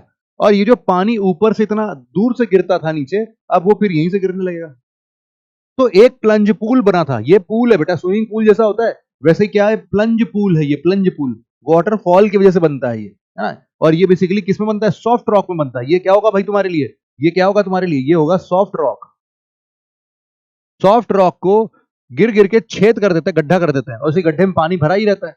अब देखो जैसे ही ये धाड़ से गिरा, अब ये पूरा का पूरा हिस्सा जो है पीछे की तरफ आ गया, अरे छोटा हो गया। हार्ड रॉक जो था, हार्ड रॉक कितना बचा, अब ये चुन्नू भर का हार्ड रॉक बचा है, बस इतना। अब यहां पर भी एक नया प्लंज पूल बनेगा। ये पुराना वाला था, मान लेते हैं कि प्लंज पूल संख्या ए थी, तो प्लंज पूल संख्या ए इधर आ गई है। अब ये पूरा का पूरा एक नया मार मार के अब ये नया यहां पर एक नया प्लंज पूल बना देगा। ये प्लंज पूल संख्या बी बन जाएगी। अब इस तरीके से फिर से ये काटेगा काटेगा, फिर ये वाला भी गिर जाएगा, तो एक नया प्लंज पूल बनेगा सी। तो ए बी सी पीछे खिसकता जा रहा है, पीछे खिसकता जा रहा है। इसीलिए हम क्या बोलते हैं, plunge pools are receding in nature, है ना। क्या बोलते हैं, दे रिसीड्स। वाटरफॉल जो होते हैं, due to this waterfall recedes, move backward. Waterfall जो है पीछे पीछे पीछे खिसकता रहता है। तो तुमको कहीं पर भी वाटरफॉल मिले, तुम देखना उसमें कि तो वो जो वाटरफॉल अभी जहां से गिर रहा होगा, उसके नीचे कई सारे ऐसे प्लंज पूल्स लाइन से आगे आगे बनते हुए तुम्हें मिल जाएंगे। इसी को हम लोग क्या बोलते हैं, प्लंज पूल्स बोलते हैं भाई साहब। नेक्स्ट हमारे पास में देख सकते हो, ये पॉट होल्स का वैसे तो एक और फोटो दे दिया हमने। यहां पर अब देखो, वही बता रहा था कि हार्ड रॉक अगर ऐसे पानी गिरा छपाक से गिरा, तो यही क्या बन गया तुम्हारा, प्लंज पूल्स। चट्टाने तोड़ तोड़ के बहा के निकाल देगा बाहर, और यही चट्टाने नीचे और घिसती रहेंगी। ये घिसते घिसते और ज्यादा इसमें चोट कर करके कर देंगी, तो पूरा बेडरॉक छील देते हैं ये सब। फिर हमने देखा कि यही वाला प्रोसेस, कि पानी गिर रहा था हार्ड रॉक से, यहाँ नीचे गायब हो गया पूरा, यह नीचे गिर गया टूट के, फिर एक नया प्लंज पूल, फिर ये और नीचे प्लंज पूल, तो ऐसे ऐसे बनता रहेगा, है ना। तो ये सब तुम लोग देख सकते हो। फिर अगला है इंसाइज्ड मियांडर। अच्छा, मियांडर मतलब क्या होता है, तुमने देखा होगा कि नदियों को अगर तुम देखो, यहां पर दिखाता हूं मैं तुम्हें, ये देखो, तुम देख पा रहे हो नदियों को, ये नदियों का शेप देख रहे हो कैसे चल रहा है। ये गंगा नदी है तुम्हारी, है ना, गंगा नदी देखो भाई, ये ऐसे ऐसे ऐसे ऐसे ऐसे ऐसे ये नदियां कैसे चल रही हैं भाई साहब, ऐसे चल रही हैं। ये देख रहे हो घूम घूम के, अरे ऊपर पहुंच गई, फिर वहां चली गई, अरे नीचे आओ भाई। तो तुम देख पा रहे होगे कि ये बहुत ही ज्यादा घूम रही है। ये जो सांप की तरह चलती है ना नदियां, इन्हीं को हम लोग क्या बोलते हैं, इन्हीं को हम लोग बोलते हैं बेटा मियांडर। क्या बोलते हैं, मियांडर, मियांडर बोलते हैं इनको। I hope this you you are getting this point. कि सांप जैसे चलने लगती है, इसको क्या बोलते हैं हम लोग, मियांडर बोलते हैं। कई बार जब अपनी यूथफुल स्टेज पर नदियां होती हैं, तो यही मियांडर्स जो होते हैं उनके लिए बड़े शानदार तरीके से क्या करते हैं, गड्ढा भी कर देते हैं। मतलब कि जैसे कैनियन देखा था ना हमने, कैनियन में अगर मान लो कि मियांडरिंग भी साथ मिला दिया जाए, या फिर जो हमारे गॉर्जेस बन रहे थे, इन गॉर्जेस को अगर हम कैनियन मियांडर्स के साथ देखें, गॉर्जेस प्लस मियांडर्स, ये क्या बुलाएंगे, इंट्रेंच्ड या फिर इंसाइज्ड मियांडर बनाएंगे। तो यहां पर हम जरा इसकी फोटो देख लेते हैं। अरे ये कहां खुल गया, रुक जाओ। यहां पर हम देखते हैं, देखो ये इधर से आ रहा था, अरे ये पूरा घूम के चला गया भाई। ये देखो नदी नीचे नीचे नीचे नीचे चल रही थी, अरे ये फिर इधर से घूम के आ गया, फिर इधर से, फिर ये गया घूम के फिर इधर फिर इधर फिर इधर निकल गया उधर। तो ये जो ऐसे ऐसे घूम के नदियां निकल रही है, देखो मियांडर शेप तो है ही है। मियांडर शेप के साथ साथ यहाँ पर क्या मिल रहा है, स्टेप लाइक कटिंग मिल रही है। मतलब क्या है, ये अपना कैनियन हो गया। कैनियन लेकिन कैसा है, मियांडर के साथ है। मतलब कि हम बोल सकते हैं इंट्रांस्ड मियांडर क्या होता है, इसका मतलब है कि भैया देखो, तुमको कैनियन तो मिलेगा ही मिलेगा, कैनियन तो मिलेगा, या फिर तुमको क्या मिल रहा होगा, कैनियन के अलावा गॉर्जेस मिल रहे होंगे। इन दोनों में से कुछ भी मिल जाए, और ये अगर मियांडर करने लगे, मियांडर मतलब सांप जैसा चलने लगे, ऐसे घूम घूम के, है ना, तो हम क्या कहेंगे, इनको इंट्रेंच्ड मियांडर बोल देंगे। अगला हमारे लिए है रिवर टेरेसेस। देखो टेरेस, टेरेस टेरेस का मतलब क्या होता है, छत। छत बोले तो छत, किसी ऊंचाई पर प्लेन फ्लैट सरफेस, क्या बोलते हैं उसको, टेरेस बोलते हैं, छत बोलते हैं उसको। तो ये जो टेरेस है, इस तरीके से एक रिवर टेरेसेस भी होते हैं। रिवर टेरेसेस में तुम देख सकते हो कि शुरुआत में मान लेते पूरा ऊपर पूरा प्लेन जमीन था, नदी ऊपर ही ऊपर बह रहा था, इधर से आ रहा था, इसने काटा, एक स्टेप कट गया भाई साहब। फिर थोड़ी दिन तक इस वाले दूसरे वाले स्टेप पर चल रहा होगा, इस पे और दूसरे वाले स्टेप पर T1 पर चल रहा होगा। फिर T1 भी कट गया भाई साहब, अब और अंदर धस गया। अब T0 पर नया बना दिया इसने, ये मॉडर्न फ्लड प्लेन बना दिया है। तो सारे के सारे जो फ्लड्स होंगे, सारे के सारे जो डिपॉजिट्स होंगे, अब वो यहां पर हो रहे होंगे। इन दोनों पर किसी जमाने में हुआ करते होंगे, है ना, कभी होंगे, तो होंगे तो these are the old flood plains या फिर एंशिएंट फ्लड प्लेन। और ये नया वाला फ्लड प्लेन बना दे रहा है। लेकिन तुम हर बार देख रहे हो कि क्या है, ऐसे ऐसे छत छत पर काटते जा रहे हैं, टेरेसेस बनाते जा रहा है। इसी को हम लोग क्या बोलते हैं, रिवर टेरेसेस बोलते हैं। अब देखो कई बार ये जो रिवर टेरेसेस होते हैं, ये एकदम बराबर बराबर होते हैं, एकदम बराबर, तो इसको हम लोग बोलते हैं पेयर टेरेसेस। लेकिन अगर यही चीज ऐसा चेंज पर आता है, तो इसी को अनपेयर टेरेसेस बोलते हैं, और कुछ नहीं है। तो यहां पर बेसिकली क्या होता क्या है, यहाँ पर होता है बेटा वर्टिकल इरोजन, वर्टिकल इरोजन होता है, वर्टिकल इरोजन होते होते और साथ साथ में क्या होता है, लेटरल इरोजन भी होता है, हॉरिजॉन्टल या लेटरल इरोजन। तो वर्टिकल इरोजन होता है, फिर हॉरिजॉन्टल वो फैलता फैलता फैलता है, फिर वो एक नीचे के लेयर को फिर कट करेगा, फिर थोड़ा थोड़ा फैलेगा, फिर नीचे के लेयर को कट करेगा। इस तरीके से ये वाला फीचर बन जाता है। इसी को हम लोग क्या बोलते हैं, surface marking old river flood plain. यहाँ पर बेडरॉक विथ और विदाउट एल्यूवियल डिपॉजिट। तो जो भी बेडरॉक है यहाँ पर, बेडरॉक ये नीचे नीचे क्या मिल रहा है, चट्टान मिल जा रही है। अब यहाँ पर अगर डिपॉजिट्स, एल्यूवियल डिपॉजिट है नहीं है, उनके वजह से भी ये क्या बन जा रहा है, पूरा का पूरा फ्लड प्लेन जैसा रिवर टेरेसेस बन जा रहा है। ये देख सकते हो आप, ये क्या है तुम्हारे लिए, अनपेयर्ड रिवर टेरेसेस। नदियां चल रही थी लेकिन सीढ़ी नुमा पूरा बनाते गए बनाते गए बनाते गए। अब तुम बोल रहे हो कि सर इसके में और हमारा जो कैनियन है उसमें अंतर क्या है। तो देखो भाई, जो तुम्हारा कैनियन है वो तो तुम्हारा बना था कहां पर, यूथफुल स्टेज में बना था, बिल्कुल नए नए चट्टानों को चीरता हुआ, पहाड़ों को चट्टानों को काटता हुआ निकला था। यहां पर क्या है, यहां पर फ्लैट सरफेस था पहले, उस फ्लैट सरफेस को काट काट के अंदर घुस गया, है ना। तो अब ये चट्टान नहीं है, चट्टान नहीं है भाई साहब, फ्लैट सरफेसेस हैं। उन फ्लैट सरफेसेस को भी काट काट के ये आगे थोड़ा बहुत निकलता जा रहा है। तो यहां पर तुम देख सकते हो कि ये हमारा सारा का सारा प्लेन एरिया था, पहले पहले काटा T1, फिर T2, फिर T3 और अब T4 पर चल रहा है। तो धीरे धीरे ये क्या हो रहा है, धीरे धीरे नीचे की तरफ जा रहा है। अब कुछ डिपोजिशनल लैंडफॉर्म्स की बात करते हैं। इरोजनल में तो हमने देखा कि काट ही जा रहा है, काटते ही जा रहा है। अब ये सबको काट काट के ले कहां जाएगा, तो हम बोले डिपॉजिट करेगा भाई साहब। सबसे पहला बनता है एल्यूवियल फैंस। एल्यूवियल फैंस क्या है कि नदियां जब भी बहती है तो उन्होंने देखा होगा उसके चारों तरफ बड़े सारे बोल्डर्स, पत्थर, कंकड़, ये सब क्या होते हैं, वहीं पर डाउन द स्लोप वहीं इकट्ठा हो जाते हैं। तुमने देखा होगा कि स्लोप अगर ज्यादा है, स्लोप ज्यादा है तो वहां पर बड़े बड़े पत्थर के टुकड़े जो है वहां तक आते होंगे। लेकिन जैसे ही वो फ्लैट हुआ, प्लेन हुआ, वहां पर अब बड़े बड़े पत्थर नहीं ट्रैवल कर पाएंगे, अब वहां छोटे छोटे पत्थर ट्रैवल करेंगे। तो सारे बड़े पत्थर वहीं पर तुमको इकट्ठा होते हुए मिलेंगे। तो ये भी मिल सकता है। एल्यूवियल फैंस का तो मैं दिखाता हूँ, कोनिकल शेप के होते हैं यहाँ पर। कहाँ क्या, देखो ये क्या है तुम्हारे लिए, एल्यूवियल फैंस है। नदी तो निकल गई लेकिन सारे के सारे जो मलबे आए थे, पत्थर आए थे, वो सब यहाँ पर छितरा गए, फैल गए। इसी को क्या बोलते हैं हम लोग, एल्यूवियल फैंस बोलते हैं। यहाँ पर तुम देख सकते हो इसमें ये सब क्या है, एल्यूवियल फैंस है, और एक नदी जो है वो इधर से बह जाएगी। नेक्स्ट हमारे लिए डिपोजिशन में आता है डेल्टा। डेल्टा तो सब लोग जानते ही हैं कि नदियों का पानी जब बिल्कुल बह के जाता है और सबसे लास्ट में स्ट्रक्चर जब समुद्र में मिलने ही वाला होता है तो उस टाइम पर बनाता है डेल्टा। जैसे कि अगर हम लोग इस गंगा नदी को थोड़ा सा और ट्रेस करें, ट्रेस करते करते बलिया, छपरा, पटना, आगे बढ़े बेगूसराय, फिर भागलपुर, और फिर उसके बाद साहिबागंज, उसके बाद बांग्लादेश में पद्मा रिवर, अरे आगे भैया बांग्लादेश, बांग्लादेश आ गया भैया बांग्लादेश, बांग्लादेश में पद्मा रिवर, अरे पद्मा रिवर के बाद यहीं से नीचे चली जाएगी, यहाँ पर नीचे आएंगे। ये देखो भाई साहब, ये जो रिवर यहाँ पर बह रही है ना, मेघना रिवर के बन के, अब यहाँ पर देखना कि मेघना रिवर में क्या बना रही है। ये देखो, ये तुम डिपॉजिट्स देख रहे हो ना, ये सब क्या है, छोटे छोटे छोटे छोटे, ये सब डिपॉजिट्स हैं। इन्हीं को क्या बोलते हैं हम लोग, डेल्टा बोलते हैं। इन्हीं को हम लोग डेल्टा बोलते हैं, है ना। देखते हैं अगर 3D व्यू है इससे, क्या 3D व्यू है यहाँ पे, नहीं है लग रहा है। तो ये सारे डेल्टा बना रहे हैं। देखो ये सब छोटे छोटे पोर्शंस जो तुम देख रहे हो, ये सब क्या है तुम्हारे लिए, डेल्टाज हैं, डेल्टाज। ये सारे के सारे डेल्टा बना रहे हैं। अब जितनी भी नदियां तुमको मान लो इस तरीके से और भी नदियां जो मिल रही हैं, यहाँ पर अगर तुम देखोगे, बांग्लादेश से बाहर निकलो भाई साहब, यहाँ पर आ जाओ, तुम मान लो कोई भी और नदी देख लो। यहाँ पर नदियों में तुम देखोगे जहां पर भी रिवर तुम्हें दिखेंगी, ये सब की सब रिवर तुमको कैसे दिखेंगी, डेल्टा डिपॉजिट्स में मिलेंगी तुमको। ये सारे के सारे डेल्टा डिपॉजिट्स में तुमको देखने को मिल रही है।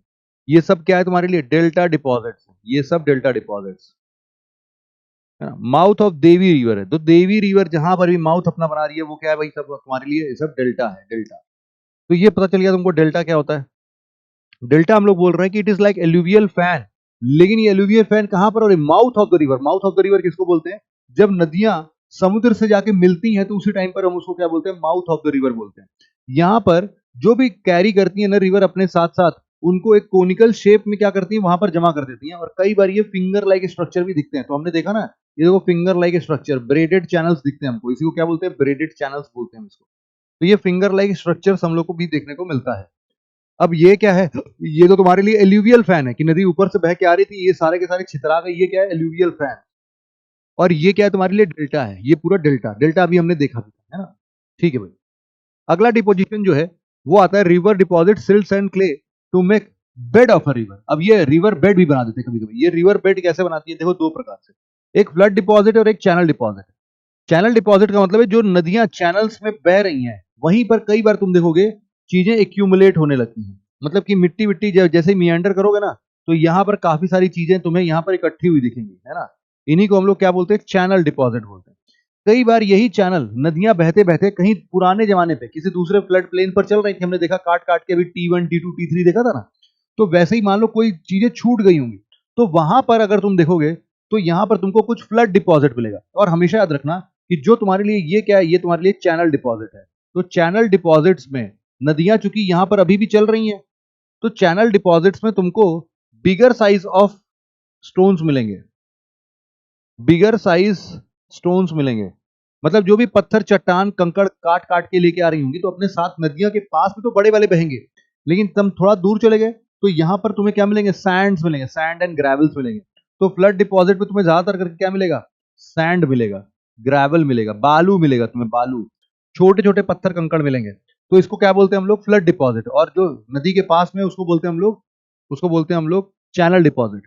सिमिलरली एक नेचुरल लेवी के टाइप का होता है। जैसे मान लो कि एक फ्लड प्लेन चल रहा था, कभी बाढ़ आ गया, बाढ़ आया तो इसके कोने कोने पर क्या हुआ, बाढ़ जितनी भी मिट्टी लेके आया था सब यहाँ यहाँ पर इकट्ठा कर दिया, बाढ़ चला गया भाई साहब, बाढ़ तो चला गया, लेकिन अब आज के टाइम पर ये एक नेचुरल वॉल के जैसा स्ट्रक्चर क्रिएट हो चुका है। इसी को हम लोग क्या बोलते हैं, before flood and after flood अगर तुम देखोगे तो क्या मिल रहा है तुमको, नेचुरल नेचुरल वॉल मिलता है। इसी को हम लोग क्या बोलते हैं, लेवी बोलते हैं। यहाँ पर तुमको ब्रेडेड चैनल्स दिख रहे होंगे, ब्रेडेड चोटियों के आकार के ब्रेडेड चैनल्स दिख रहे होंगे। तो यही है, देखो एक तरीके से ये बाढ़ के पहले की सिचुएशन है, फ्लड में आया तो ये नया नया यहाँ पर इकट्ठा हो गया। अब ये नया इकट्ठा हुआ तो पानी जब वापस से कम हुआ तो ये हमारे लिए क्या गया, नेचुरल लेवी बन गया, नेचुरल लेवी। अब उसके बाद है point bar and cut bank. Point bar और कट बैंक क्या होता है भाई, देखो जब भी नदियां मियांडर करते करते चलती हैं तो तुम देखो कि जब भी मियांडर करके इधर आ रही होंगी तो भाई साहब इधर के चट्टानों को चपेटा मार रही होंगी कि अरे मैं आ गई, ए चट, ये देखो मैं आ गई। तो यहाँ बार बार मारते मारते इसको क्या कर दिया, इसने गड्ढा कर करके सारा पानी इधर घसा दिया। और जब ये सारा पानी इधर आ रहा था तो यहाँ पर वाला जो रीजन है, यहाँ पर कई सारी चीजें डिपॉजिट होने लगी। तो एक तरफ चट्टान कटते हैं और एक तरफ डिपॉजिट होते हैं। तो ये अब नया डायग्राम, अब ये नया सरफेस बन जाएगा कि अब ये और घूम के आएगा। और यहाँ पर जो चीज इकट्ठा हुई थी, इसी को हम लोग क्या बोलते हैं, इसी को हम लोग बोलते हैं बेटा पॉइंट बार। इसी को क्या बोलते हैं, पॉइंट बार। और जहां पर ये कट गया, जहां पर ये कट गया, इसी को हम लोग क्या बोलते हैं, कट बैंक। तो यहां पर बन रहा है कट बैंक, और जहां पर डिपॉजिट हो रहा है उसको हम लोग क्या बोल रहे हैं, पॉइंट बार बोल रहे हैं। इसी को हम लोग बोल रहे हैं। और कई बार देखो क्या होता है कि नदियों का पानी अब ये फिर धीरे धीरे और मियांडर करेगा भाई साहब, और मियांडर करेगा, मियांडर करते करते करते करते क्या होगा, कई बार ये कनेक्ट हो जाएगा। अब देखो भैया, सबको शॉर्टकट रास्ता बहुत पसंद है, तो नदी क्यों इतना पूरा घूम के आएगी, ये तो यहीं से यहीं निकल जाएगी, यहीं से यहीं निकल जाएगी। तो निकलते निकलते निकलते निकलते कई बार यहाँ पर डिपॉजिट से इकट्ठे होने लगते हैं। यहाँ पर डिपॉजिट इकट्ठे होंगे तो इनका हो जाएगा कट, यहाँ पर होगा कट। तो ये जो बन गया हम लोग को, इसको हम लोग बोलते हैं ऑक्सबो लेक। और ये अब ये नया रिवर का कोर्स बन गया। और यहाँ पर एक लेक बन गया, एक नदियों का पानी जाके यहाँ पर इकट्ठा हो गया था, इसलिए इसको क्या बोल दिया, ऑक्सबो लेक। तो ऑक्सबो लेक भी इसका फीचर है, और हमारा पॉइंट बार कट बार तो कट बैंक है ही है। तुम देख सकते हो कि जब भी नदी यहाँ से घूम के आ रही तो ये वाला हिस्सा जहां पर ये बालू इकट्ठा होगा, इसी को क्या बोल रहे हैं हम लोग, पॉइंट बार बोल रहे हैं। और जहां पर ये काटती जा रही है इसको क्या बोल रहे हैं, कट बैंक बोल रहे हैं। देखो यहाँ पर इस तरीके से अंदरूनी हिस्से पर तुमको क्या मिल रहा है, सैंड पॉइंट बार, और बाहरी हिस्से पर क्या मिल रहा है, कट बैंक मिल रहा है। यहाँ पर भी देख सकते हो कि ये वाला जो हिस्सा है ये है तुम्हारे लिए पॉइंट बार, और जो बाहरी बाहर का हिस्सा है वो क्या है, तुम्हारे लिए कट बैंक है। सेम टू सेम यहाँ पर देख लो, अंदरूनी हिस्सा ये क्या है, पॉइंट बार, और बाहर बाहर जो हो रहा है वो क्या है, कट बैंक। तो आई थिंक तुम्हारे लिए बड़ा ही आसान तरीके से मैंने समझा दिया भाई साहब। ये देखो, तुम रियल फोटो में देखोगे तो जहां से अंदरूनी हिस्सा होगा वहां पर तुमको क्या मिल रहा होगा, पॉइंट बार, और बाहरी हिस्से पे क्या मिल रहा है, कट बैंक। तो यही सारी चीजें तो तुमको समझनी थी फोटो देख देख के, है ना। अब तुम यहाँ पर भी देखो, कई सारी जगहों पर तुमको ऑक्सबो लेक दिख रहा होगा, है ना। ये गंगा रिवर ही है तुम्हारा, ये ऑक्सबो लेक, ये गंगा रिवर ही है। रियो ग्रांड नहीं यार, यूएसए का है, सॉरी। ये देखो, ये क्या बन रहा है तुमको, मियांडर शेप में दिख रहा है तुमको, सारी नदियां ऐसे ही चल रही है। धीरे धीरे यहाँ पर भी यही होगा कि ये नदी आपस में कनेक्ट हो जाएंगी, ये क्या बन जाएगा, कि नया ऑक्सबो लेक बन जाएगा। तो इस तरीके से ऑक्सबो लेक और इन सब जगहों पर भी तुम्हें पॉइंट बार दिख रहा होगा, तुम्हें कट बैंक दिख रहा होगा, हर जगह पर तुमको देखने को मिल जाएगा। ब्रेडेड चैनल्स की हमने बात की ही थी कि चोटी के आकार में ऐसा लगता है किसी ने चोटी कुछ दी हो, है ना। ब्रेडेड चैनल्स तुम्हें मिलते हैं, इसी को क्या बोलते हैं, ब्रेडेड चैनल, डेल्टा फॉर्मेशन मिलता है। तो ये सारी चीजें अभी तक जितनी भी हमने पढ़ी वो पहला पढ़ा है। पहला क्या था भाई साहब, हमारे लिए रनिंग वाटर, रनिंग वाटर के बारे में हमने पढ़ा है। Now the next thing is, what, the ground water. Ground water की अगर हम बात करते हैं तो ग्राउंड वाटर में हम लोगों ने कुछ कुछ बातें पहले ही पढ़ रखी थी यार, कि पानी जो है, नदियों का पानी जो है भाई साहब, यहाँ पर ये जो ग्लेशियर्स होते हैं, इन ग्लेशियर से होते होते पिघलती है पानी, और ये पानी पिघलते पिघलते भाई साहब नीचे आता है। और ये जब नीचे आता है तो नीचे आते आते प्लेन सरफेस पर ये इसको रॉक एब्जॉर्ब भी करता है। अब ये जो पानी अंदर ही अंदर चल रहा है ना, इसी की कहानी अब हमें पढ़नी है। तो यहां पर अगर हम बोलते हैं कि कुछ ऐसा रॉक है जैसे कि लाइमस्टोन, जैसे कि डोलोमाइट, लाइमस्टोन, डोलोमाइट, ये सब क्या होता है, कैल्शियम रिच सॉल्ट्स होते हैं। और अगर मान लो कि यहां पर अभी क्या हुआ, यहां पर भाई साहब बारिश हो गया, अगर बारिश हुआ और यहां पर क्या प्रेजेंट था, एटमॉस्फेयर में प्रेजेंट था कार्बन डाइऑक्साइड, तो वाटर और कार्बन डाइऑक्साइड मिलकर क्या बना देते हैं भाई साहब, कार्बोनिक एसिड बना देते हैं, कार्बोनिक एसिड। और यही कार्बोनिक एसिड पानी के साथ मिक्स होकर ये भी नीचे की तरफ जाता है। जब भी कार्बोनिक एसिड लाइमस्टोन या डोलोमाइट के साथ मिलता है तो उसको घोल देता है। घोलने के साथ साथ भाई साहब वो कार्बोनेटेड वाटर क्या करता है, उसको कैल्शियम में जो भी रिच है सॉल्युबल बना देता है, उसी में डिसॉल्व हो जाता है। डिसॉल्व होने के बाद अंदर ही अंदर खोखलापन आ जाता है इनके, मतलब अंदर ही अंदर क्या होगा, ये गुफा टाइप पे बन जाएगा। इसी को हम लोग क्या बोल रहे हैं, ग्राउंड वाटर की बात कर रहे हैं। और इसी को हम लोग ब्रॉडर टर्म्स में क्या बोलते हैं बेटा, कास्ट टोपोग्राफी। ये जात वाला कास्ट नहीं है, आर साइलेंट है, तो ये कास्ट टोपोग्राफी ऐसा है। इसके भी इरोजनल और डिपोजिशनल फीचर होते हैं। तो कैसे क्या होता है जरा देख लेते हैं। इरोजनल फीचर्स क्या होंगे भाई साहब, इरोजनल फीचर्स में हम देख रहे हैं कि पूल, सिंक होल्स, ये सब होता है। मतलब क्या है, जैसे अभी हम लोग पॉट होल्स देख रहे थे ना, वैसे समझ लो सिंक होल्स होते हैं। सिंक होल्स का मतलब क्या है कि जब भी नदी चल रही होती है तो जहां पर भी उसको सॉफ्ट रॉक मिलता है वो वहां पर एक गड्ढा कर देती है। इसी गड्ढे में क्या हो रहा है, हमारा क्या बन जा रहा है, हमारा सिंक होल्स बन जा रहा है। तुम यहां पर देख सकते हो सिंक होल्स, सिंक होल्स, ये सब क्या है तुम्हारे लिए, सिंक होल्स। ऐसा भी कई बार होता है कि तुमने तुमने यहां पर कोई भी चीज अंदर ही अंदर ग्राउंड वाटर जा रहा था, अंदर ही अंदर ग्राउंड वाटर ने एक हिस्से को काट डाला, काटने के बाद इतना हल्का हो गया कि ऊपर वाला जो हिस्सा था वो धड़ाक से नीचे धस गया, नीचे धसा, वही क्या बन गया, गड्ढा बन गया। और गड्ढा बनते ही उसको क्या बोलेंगे हम लोग, सिंक होल्स बोल देंगे उसको भी। देखो इसको क्या बोल रहे हैं, सिंक होल बोल रहे हैं। इसी में क्या होता है, कोलैप्स सिंक होल बोलते हैं इसको, डोलाइन या कोलैप्स सिंक होल। और ये क्या है तुम्हारे लिए, छिछला, जब उसका गहराई बहुत ज्यादा नहीं है तो शैलो सिंक होल, और अगर धस गया अंदर तो फिर कोलैप्स सिंक होल या डोलाइन बोलते हैं उसको। तो डोलाइन देख सकते हो तुम यहाँ पर, ये सब डोलाइन डोलाइन सब दिख रहा है। अब डोलाइन कई बार क्या होता है कि एक डोलाइन, ये क्या है भैया, डोलाइन नंबर 1, ये क्या है, डोलाइन नंबर 2। कई बार अब ये सब क्या हो रहा है, बढ़ते जा रहे हैं, ये इधर और बढ़ेगा, ये इधर और बढ़ेगा, और ये बढ़ते बढ़ते एक साथ मिक्स हो जाएंगे। मिक्स हो जाएंगे तो पूरा एक लंबा सा एक कुछ वैली टाइप का कुछ रीजन बना देते हैं। इसी को हम लोग क्या बोलते हैं, वैली सिंक्स, या फिर इसी को हम लोग एक और नाम देते हैं, ऊ वाला। कौन सा वाला बेटा, ऊ वाला, ऊ वाला, ऊ वाला, ये रहा ऊ वाला। क्या करते हैं इसमें, सिंक होल्स को मर्ज कर देते हैं। कई सारे सिंक होल्स आपस में, डोलाइन, सिंक होल्स, ये सब मर्ज करके क्या बोलते हैं, हमारे लिए ऊ वाला बना देते हैं। ठीक है भाई। फिर लास्ट में हमारा इसमें आता है केव्स, आता है केव लाइक स्ट्रक्चर। केव लाइक स्ट्रक्चर यहां पर देख सकते हो भाई साहब, पानी अंदर ही अंदर घुसता रहता है ना, पानी अंदर ही अंदर पूरा ही देख लो, खतरनाक गुफा, डरावनी गुफा बताई थी मैंने, चट्टान काट देता है। तो कई बार क्या होता है ना, ये कुछ डिपोजिशन फीचर्स है। यहाँ पर टिप टिप टिप टिप पानी बहते बहते कैल्शियम कार्बोनेट का एक एक लेयर बनते बनते बनते बनते क्या बना देता है, स्टेलेग्माइट बना देता है। ऐसे ही ऊपर से तुमने देखा भी होगा, फ्रिज में तुमने देखा होगा, फ्रीजर खोल के देखते हो तो बर्फ की सिल्ली ऐसे नीचे की तरफ गिरती रहती है। तो यहाँ पर भी क्या है, ड्रॉप नीचे गिर रहा होगा, जम गया होगा, फिर नीचे गिरा होगा, कैल्शियम कार्बोनेट बन गया होगा, फिर नीचे गिरा होगा, कैल्शियम कार्बोनेट, करते करते करते करते ये क्या बन गया, ये ऐसे बन गया। तो इसको हम लोग जो लटकता हुआ होता है उसको बोलते हैं स्टैलेग्माइट। लटकता हुआ, देखो यहां से मिल रहा है लटकता हुआ, स्टैलेक्टाइट। और जो यहाँ पर जमा हुआ है उसको बोलते हैं स्टैलेग्माइट। इसमें एम आता है, इसमें सी टी आता है, तो ये लटक रहा है इसीलिए स्टेलेक्टाइट, और ये जम गया इसीलिए स्टेलेग्माइट, भूलना मत। कई बार ये स्टेलेक्टाइट और स्टेलेग्माइट करते करते करते करते एक दूसरे को चूम लेते हैं, और जब भी यहां पर एक दूसरे को चूमते हैं तो यहां पर क्या बन जाता है, एक पिलर लाइक स्ट्रक्चर बन जाता है, एक खंबे जैसा कुछ बन जाता है। अगर ये पतला स्ट्रक्चर बनता है तो पिलर, और अगर बहुत मोटा स्ट्रक्चर बन गया तो इसको हम लोग क्या बोल देते हैं, कॉलम बोल देते हैं। तो यहाँ पर कुछ कुछ ये भी सारे गुफाओं के अंदर के फीचर्स रहेंगे। तुम देख सकते हो ऐसे कई सारे गुफाएं बन रही हैं जिसके अंदर में अंडर वाटर यहाँ पर अंदर घुस घुस के क्या कर रहा है, पानी अंदर अंदर करके पूरा मस्त बहा रहा है भाई साहब। तुम ऐसा बहुत सारे एग्जांपल देख सकते हो, जैसे कि काउसिस फ्रांस में है, यूकाटन पेनिनसुला यूएसए फ्लोरिडा के अंदर में है। तो तुम्हें यहाँ पर दिख रहा होगा, एक और बढ़िया फोटो दिखाता हूँ, ये देखो भैया, क्वांगसी एरिया चाइना का है। ये सब पानी बेटा अंदर ही अंदर से निकल रहा है, अंदर ही अंदर। कौन सा, ग्राउंड वाटर है, ग्राउंड वाटर के अंदर। यहाँ पर अंदर अंदर जाओगे तुमको मिलेगा गुफा।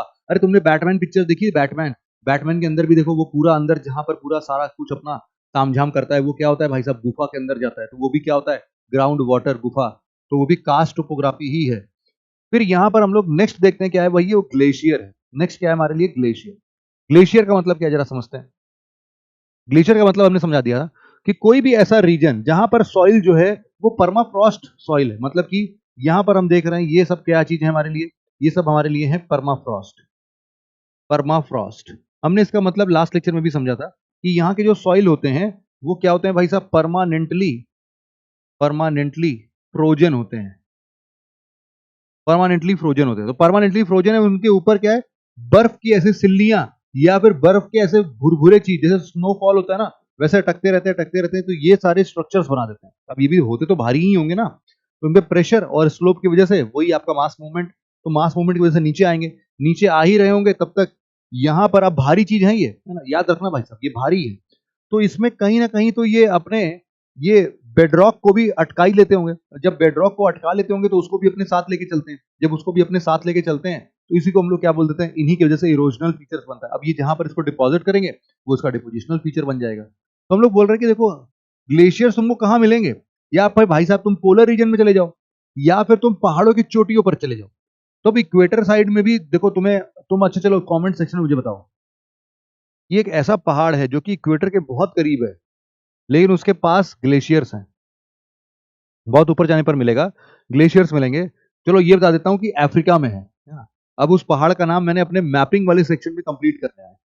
अगर तुमने मैपिंग की होगी ना, मेरी इसी चैनल पर मैपिंग भी है ना, 13 वीडियोस की कलेक्शन है उसमें, तो उसमें पूरा वर्ल्ड मैप कंप्लीट कर दिया मैंने। तो उस वर्ल्ड मैप में मैंने जब अफ्रीका पढ़ाया था उसमें, तो अफ्रीका पढ़ाते टाइम जब इक्वेटर के पास में बहुत सारी चीजें पढ़ा रहा था मैंने, तो वहां पर मैंने एक चीज बताई थी कि यहाँ पर देखो भाई साहब बड़ा ही अनोखा चीज है, इक्वेटर पर तो धूप वूप बहुत पड़ता है, लेकिन इक्वेटर के पास में रहने वाला ये एक ऐसा शानदार पहाड़ है जहां पर उसको ग्लेशियर्स भी दिखते हैं। तो हम उसको बोलते हैं मून, मून से डिनोट करते हैं उसको कि भैया ये मून ऑफ द माउंटेन है ना। क्यों? क्योंकि भाई सब धूप चल रहा है, धूप चल रहा है और धूप में एकदम तुम्हारा बर्फ दिखने लगा, ऐसा कैसे हो गया? तो वो स्पेशल पहाड़ का नाम जरा कमेंट सेक्शन में लिख के बताना मुझे, है ना। यहाँ पर ग्लेशियर्स की हम बात करते हैं, हाई एल्टीट्यूड पर मिलेगा या फिर हाई लैटिट्यूड पर मिलेगा, पोलर साइड में चले जाओगे या फिर पहाड़ियों के चोटियों पर चले जाओगे, दोनों जगह तुमको क्या मिलेगा, ग्लेशियर्स मिलेगा। अब ये जो ग्लेशियर्स मिल रहा है तुमको, ये परमाफ्रॉस्ट रीजन के पास में तुम्हें मिल रहा होगा। अच्छा देखो माउंटेन्स पर जब तुम इक्वेटर के पास में रहोगे बेटा, तो इक्वेटर में तो बड़े ऊंचाइयों पर तुम्हें मिलेगा, 6 किलोमीटर 8 किलोमीटर की ऊंचाइयों पर मिलेगा। लेकिन अगर यही चीज तुम अगर पोलर साइड में चले गए तो अरे तुम्हें सी लेवल पर भी ग्लेशियर मिल जाएगा, हो सकता है आधे किलोमीटर पर ग्लेशियर्स मिल जाए, 1 किलोमीटर पर ग्लेशियर्स मिल जाए, डिपेंडिंग अपॉन कि तुम कितना पोल के पास चल रहे हो। आर्कटिक और अंटार्कटिक रीजन में तो तुम्हें पता ही है कि बहुत सारा बर्फ का एक एक रीजन यहाँ पर देखने को मिलता है। तो अब यहाँ पर कई सारी चीजें होती हैं, जैसे तुम्हारे एनसीईआरटी में दिया हुआ है ये सब कि पीडमोंट ग्लेशियर क्या होता है, और कुछ कुछ बेसिक बेसिक चीजें तुम्हें बता देता हूँ। पीडमोंट ग्लेशियर का मतलब क्या है, पीडमोंट मतलब माउंटेन्स के चरणों में, पीड मतलब पैर, है ना, मॉन्ट मतलब माउंटेन, माउंटेन्स के चरणों में समर्पित ये ग्लेशियर। तो तुम देख सकते हो कि ये माउंटेन्स है, इनके चरणों में समर्पित ये ग्लेशियर जो है, इसी को क्या बोलते हैं हम लोग, पीडमोंट प्लेट्यू बोलते हैं, पीडमोंट ग्लेशियर बोलते हैं, सॉरी पीडमोंट ग्लेशियर बोलते हैं। अब यहां पर एक फ्लैट सरफेस ग्लेशियर्स का है जो कि सेवरल ग्लेशियर्स के कन्वर्जेंस से एक जगह पर मिल जाते हैं। कई बार ना, जैसे मान लो कि अंटार्कटिक रीजन में जब तुम जाओगे तुमको फ्लैट लैंड पर ही तुमको क्या मिल रहा होगा, बर्फ का एक मोटा परत मिल रहा होगा, उसको हम लोग बोलते हैं कॉन्टिनेंटल ग्लेशियर। तो कॉन्टिनेंट्स के ऊपर ही एक बर्फ का लेयर, इसी को क्या बोल रहे हैं, कॉन्टिनेंटल ग्लेशियर। नेक्स्ट हम लोग देखते हैं इसी तरीके से क्या होता क्या है इसमें। अब देखो जब भी ये पहाड़ों के ऊपर या स्लोप वाले के ऊपर एक ग्लेशियर्स जाते हैं, तो ग्लेशियर्स का मतलब है मतलब कि going down with the slope, अगर ये आइस के पार्टिकल्स नीचे नीचे सरकते हुए पहुंच रहे हैं, इसी को क्या बोलते हैं हम लोग, ग्लेशियर्स बोलते हैं। अब इन चट्टानों पर भी होगा भाई साहब कहीं ना कहीं, तो ये ऐसे ऐसे अंदर ही अंदर तुमको क्या दिख रहे होंगे, कुछ कुछ दरारें होंगी। जब भी पानी पिघलता होगा तो ये इसके अंदर भी घुस जाता होगा, और हमने भी पढ़ा था कि जैसे ही दिन में तो ठीक है, रात के टाइम पर क्या होता होगा भाई साहब, ये रात के टाइम पर फूलता होगा, फूलेगा तो भाई साहब उखाड़ देगा इन सभी को। इनको जब चट्टानों को उखाड़ फेंका इसने, इसी को क्या बोलते हैं हम लोग, प्लकिंग बोलते हैं। प्लकिंग, प्लकिंग के साथ साथ क्या करते हैं, इनको अपने साथ खुरदते हुए नीचे लेके चलते हैं हम लोग कि अरे कहाँ, अरे बर्फ, अरे चट्टान के थोड़े, अरे इधर चलो हमारे साथ, अभी हम तुम्हें लेके चलते हैं, नीचे की सैर कराते हैं, चट्टान पर टिके रहते हो। तो ये काट काट के अपने साथ नीचे लेके चलता रहेगा। और तुम हमेशा समझना कि एक रिवर है, रिवर तो देखो बेटा पानी है, पानी तुम रोक नहीं पाओगे, पानी फ्लो हो जाएगा कैसे भी करके। तो पानी इतना प्रेशर नहीं लगाता है, लेकिन ग्लेशियर्स, ग्लेशियर्स बहुत भारी होते हैं यार, भारी होने के साथ साथ जिद्दी होते हैं, वो सॉलिड स्ट्रक्चर्स में थोड़े थोड़े, तो वो पानी के जैसे बह नहीं सकते हैं, लेकिन फिर भी वो तब तक यहां पर टिके रहेंगे जब तक कि इस चट्टान को अपने साथ लेके चले ना। तो एक दिन आएगा जब ये चट्टान के साथ नीचे गिरेंगे, तो ये ज्यादा खतरनाक हो सकता है ना, ग्लेशियर्स के जो नीचे फॉल्स होते हैं वो ज्यादा खतरनाक होते हैं।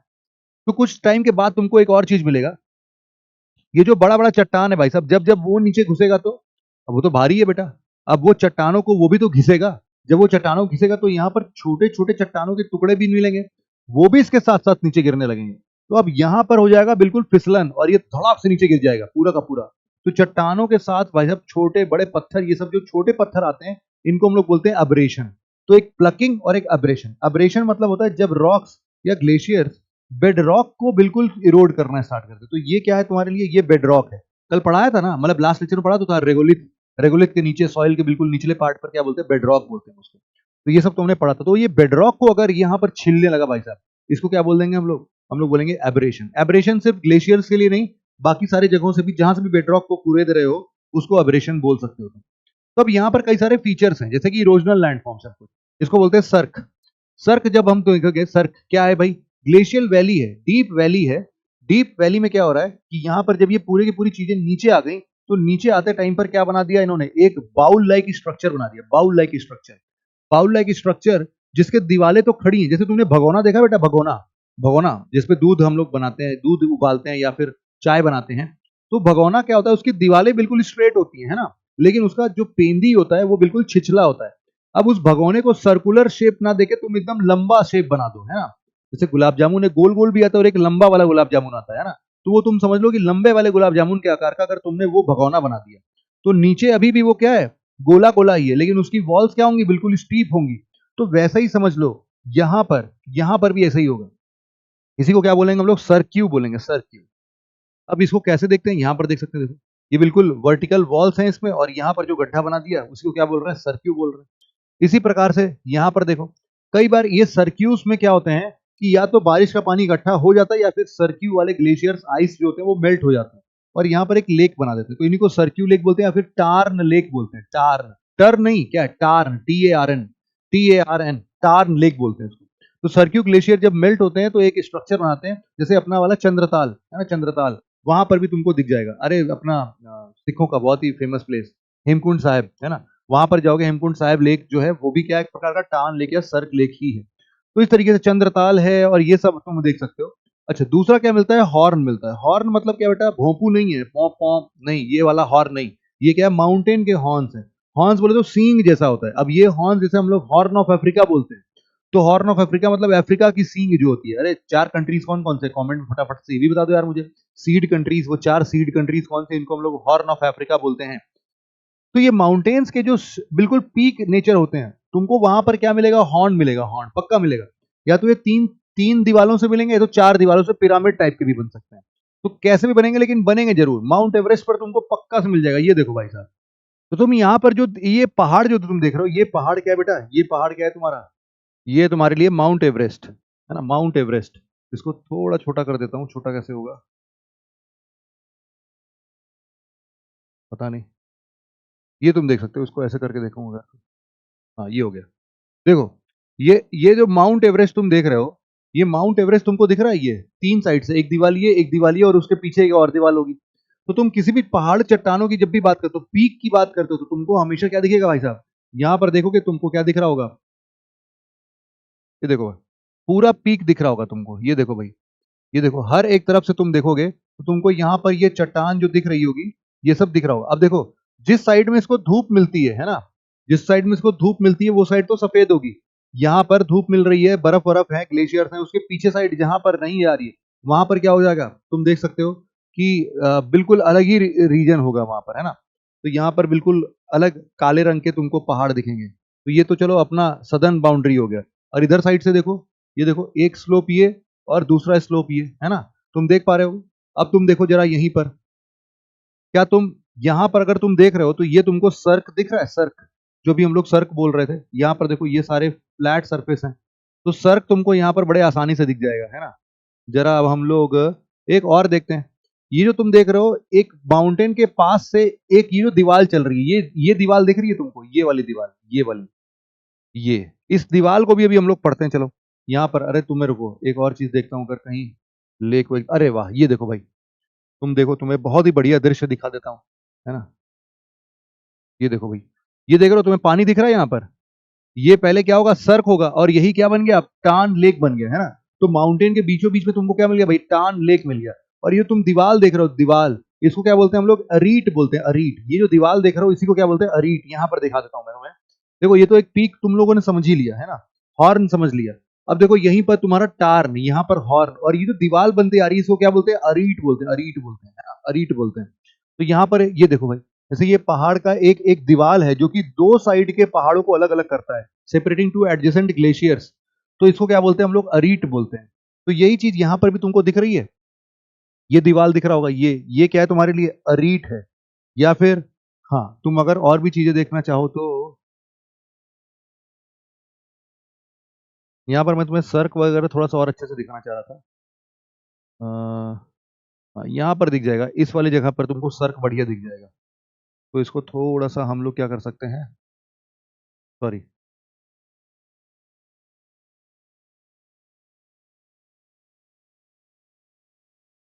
हाँ, तुम यहाँ पर देख रहे होगे सर्क है, सर्क, ये ना, यही इसका है, सर्क है। ठीक है भाई, इसके आगे जरा हम लोग आगे बढ़ते हैं, और क्या क्या है इसमें, और क्या क्या है, इतना तो समझ गए। अब ये ग्लेशियल वैली ट्रफ है। यहाँ पर तुमको क्या दिख रहा है? एकदम कटोरे के आकार का ग्लेशियल वैली, काफी बड़ा होता है, ग्लेशियल ट्रफ बोलते हैं, ग्लेशियल वैली बोलते हैं इसको। अब यहीं से छोटे मोटे नदी वदी सब यहाँ पर हैंगिंग वैली है, अब यहाँ पर आके सब सारे सारे चीजें मिलती रहती हैं। तो trough like shape, U shape broad floor होते हैं, इसी को हम लोग क्या बोलते हैं? ग्लेशियल वैली बोलते हैं। यहाँ पर देख सकते हो तुम, ये ग्लेशियल वैली है ना, पूरा बड़ा सा वैली, यू शेप का वैली दिखता है, तो इसी को क्या बोलते हैं? Glacial valley. ये जो रनिंग वाटर होती है अगर इसमें, तो रनिंग वाटर यहीं पर वी शेप वैली बना देगी, है ना, रनिंग वाटर इरोड कर देगी। लेकिन अगर यहाँ पर पानी नहीं है तो ये थोड़ा सा गोला आकार में, ग्लेशियर इरोजन होगा तो लेटरल इरोजन ज्यादा होता है, यू शेप वैली बनाती है। तो तुम देख सकते हो कि यहाँ पर क्या बन रहा है? एक यू शेप वैली बन रहा है। ये यू शेप वैली क्या कराता है? यही ग्लेशियल ट्रफ है तुम्हारे लिए। अच्छा, अब यहाँ पर एक कोल देखते हैं, कोल, जैसे कि ये क्या है भाई? इंदिरा कोल है तुम्हारा, इंदिरा कोल। तो यहाँ पर हम देखते हैं कि एक राउंडेड लो पॉइंट बिटवीन टू एरिट्स, ये एक एरिट है, ये दूसरा एरिट है, इसके बीच में अगर कोई निचला हिस्सा आता है, इसी को हम लोग क्या बोलते हैं? कोल बोल देते हैं, कोल। तो कोल भी है। इसके अलावा फियॉर्ड्स हैं, फियॉर्ड्स। तुम देखोगे कई बार ऐसे जो चट्टाने होती है, पहाड़ होती है, ग्लेशियर्स मेल्ट हो होके जब भी ऐसे कुछ गड्ढे बनाती हैं, और अगर इनका लिंक जो है वो आसपास के समुद्र से होगा और समुद्र का पानी इसके अंदर घुस जाए, तो इसी को हम लोग क्या बोलते हैं? फियॉर्ड्स बोल देते हैं। कई बार यहाँ पर जे भी लिखा होता है, तो एफ जॉर्ड्स मत पढ़ना, इसको क्या पढ़ोगे? जे को भी आई ही पढ़ते हैं, फियॉर्ड्स ही पढ़ते हैं इसको। तो वेरी डीप ग्लेशियल ट्रफ है, ट्रफ है ये ग्लेशियल ट्रफ जो भी पढ़ रहे थे। अगर इसी ग्लेशियल ट्रफ में समुद्र का पानी घुस जाए, फिल्ड विद सी वाटर, इसी को हम लोग क्या बोल देते हैं? फियॉर्ड्स। ठीक है भाई, इतनी भी बात समझ में आ गई। फिर डिपोजिशनल लैंडफॉर्म्स की हम बात करते हैं। तो कई बार ग्लेशियल टिल होता है, ग्लेशियल टिल, या फिर आउटवॉश प्लेन भी होता है। तो यहां पर क्या होता है? ये जो ग्लेशियल टिल जो होते हैं, यहां पर तुम जब भी ग्लेशियल से पत्थर नीचे आती है, देखो जब भी क्या होता है, पानियों के रास्ते से जब पत्थर आते हैं तो हम लोग को एलुवियल फैंस मिलते हैं। एलुवियल फैंस में जो भी बड़े पत्थर होते हैं वो स्लोप की वजह से और नीचे ढंगला जाते हैं, और जो छोटे पत्थर होते हैं वो अलग तरीके से रहते हैं, मतलब ऊपर ही ऊपर रहते हैं। उनके पास हमने लास्ट लेक्चर में ही पढ़ा था कि मूवमेंट कम होता है, मास कम होता है, तो मूवमेंट कम होता है तो ऊपर ही अटक जाते हैं, बाकी बड़े पत्थर नीचे चले जाते हैं।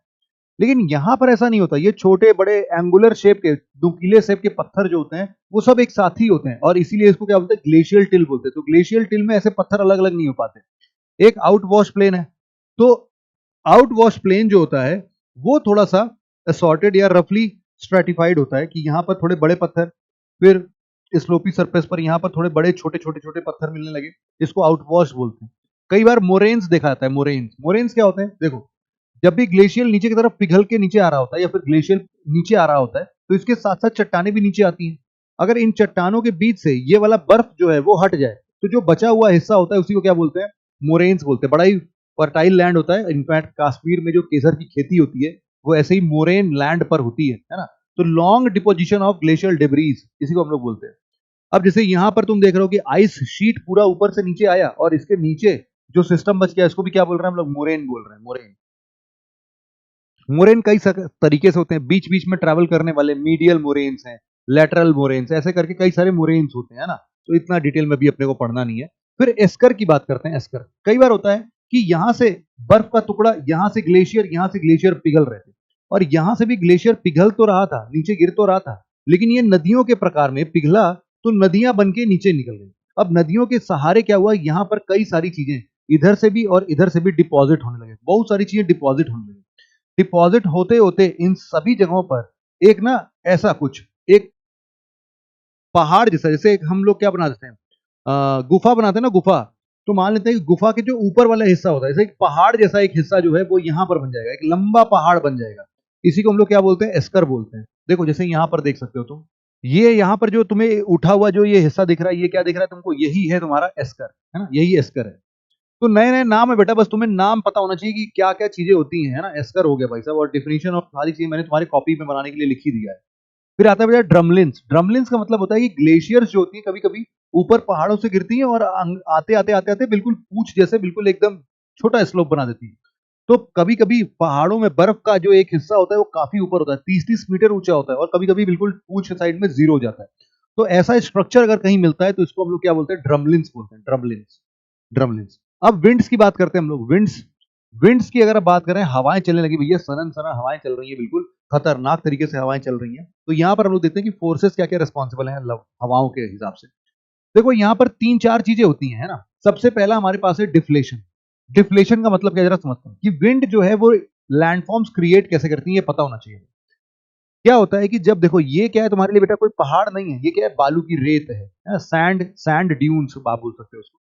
तो यहाँ पर जो तुम देख रहे हो बालू की रेत, बालू की ढेर जो है, यहां से जब भी हवाएं चलेंगी तो इनको काटेगा, वो इनको उड़ा के अपना बालू साथ में ले जाएगा। तो ये फिर धीरे धीरे कटते जाएंगे, कटते जाएंगे। तो कई बार ये वाला जो इनके अंदर का अंदरूनी हिस्सा रॉक सरफेस का होता है एक्चुअल में, वो एक्सपोज हो जाता है।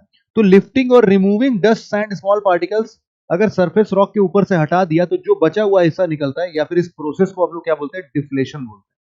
दूसरा एब्रेशन। एब्रेशन का मतलब पता ही है कि अगर एब्रेशन इस बेडरॉक के छोटे छोटे टुकड़ों को काटते रहेंगे हम लोग, तो उसको हम लोग एब्रेशन बोल देंगे। इंपैक्ट होता है, इंपैक्ट।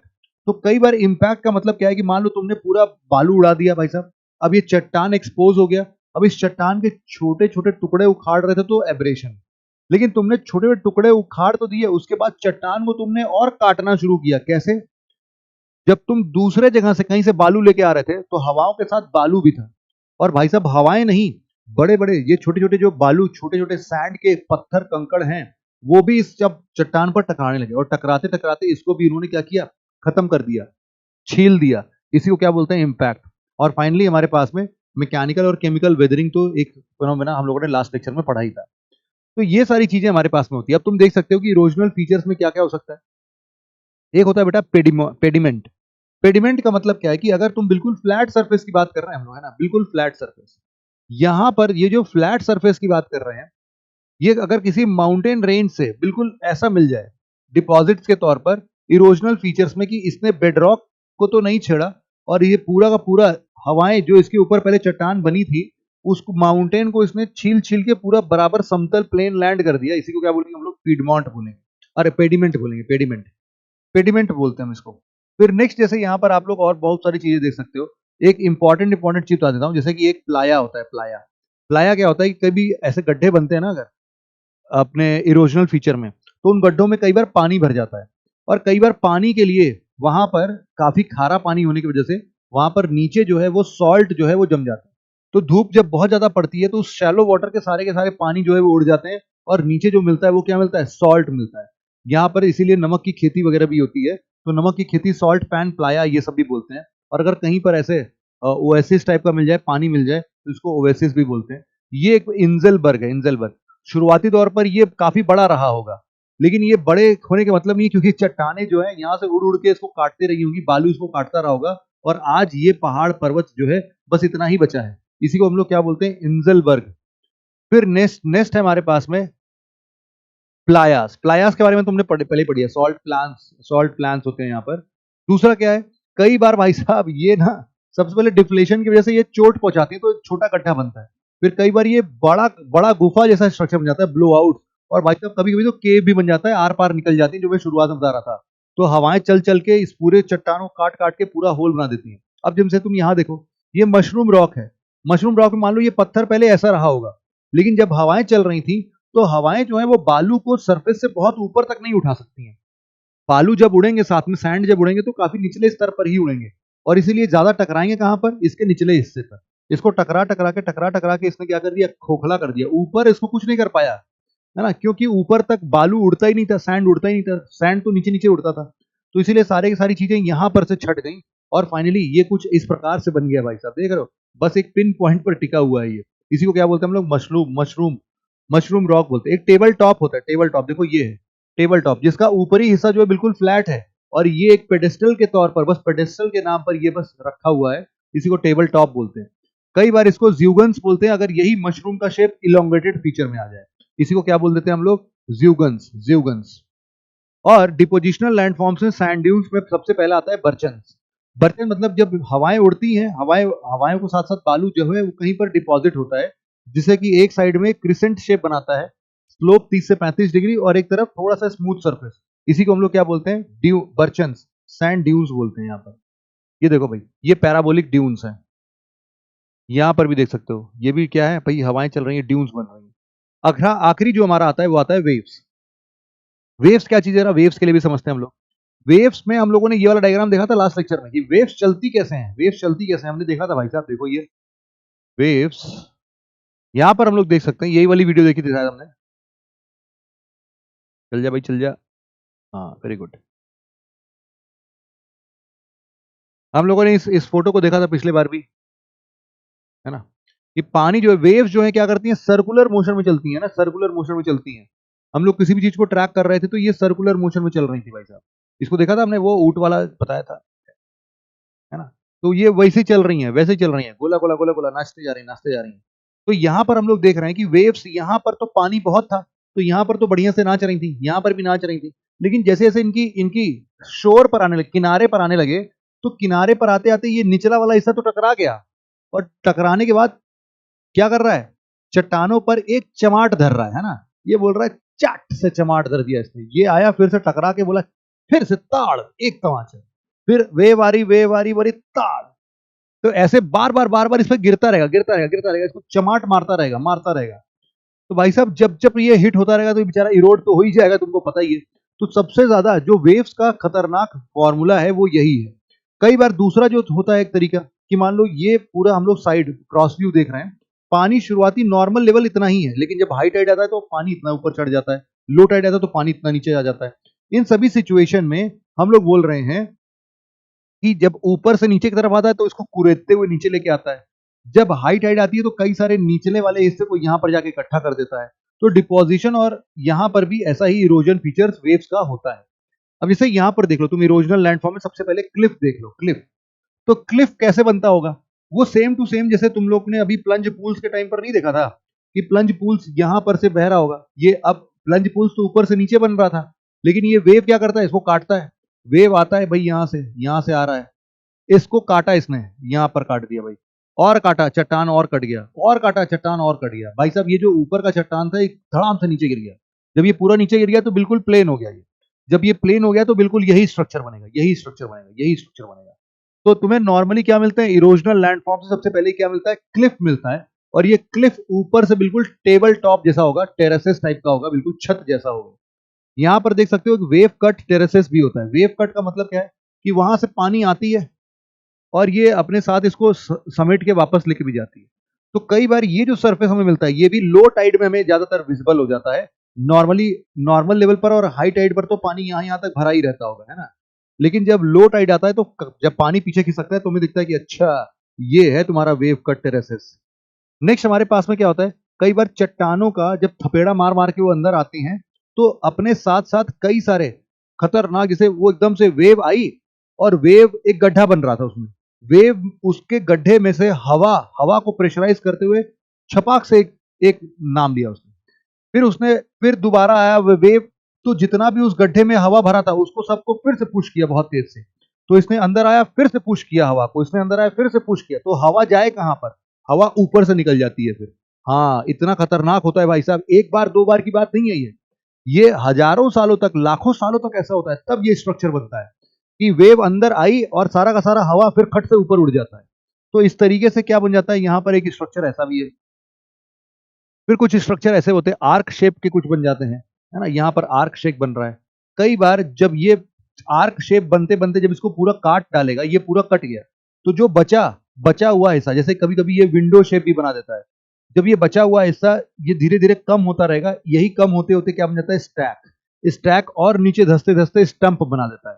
तो स्टैक, स्टंप, कई बार देखो वेव्स जो है वो गुफाएं बनाती है, इनके बीच में एक पिलर लाइक स्ट्रक्चर भी बन जाता है, यही पिलर जो है बाद में स्टैक या फिर स्टंप बन सकता है। तो ये अपने लिए वेव्स के अपने अलग अलग तरीके, देखो ये देखो स्टैक, देखो तुमने देखा होगा स्टैक है ये, है ना स्टैक। इस तरीके से और छोटा देखेंगे तो स्टंप दिखेगा।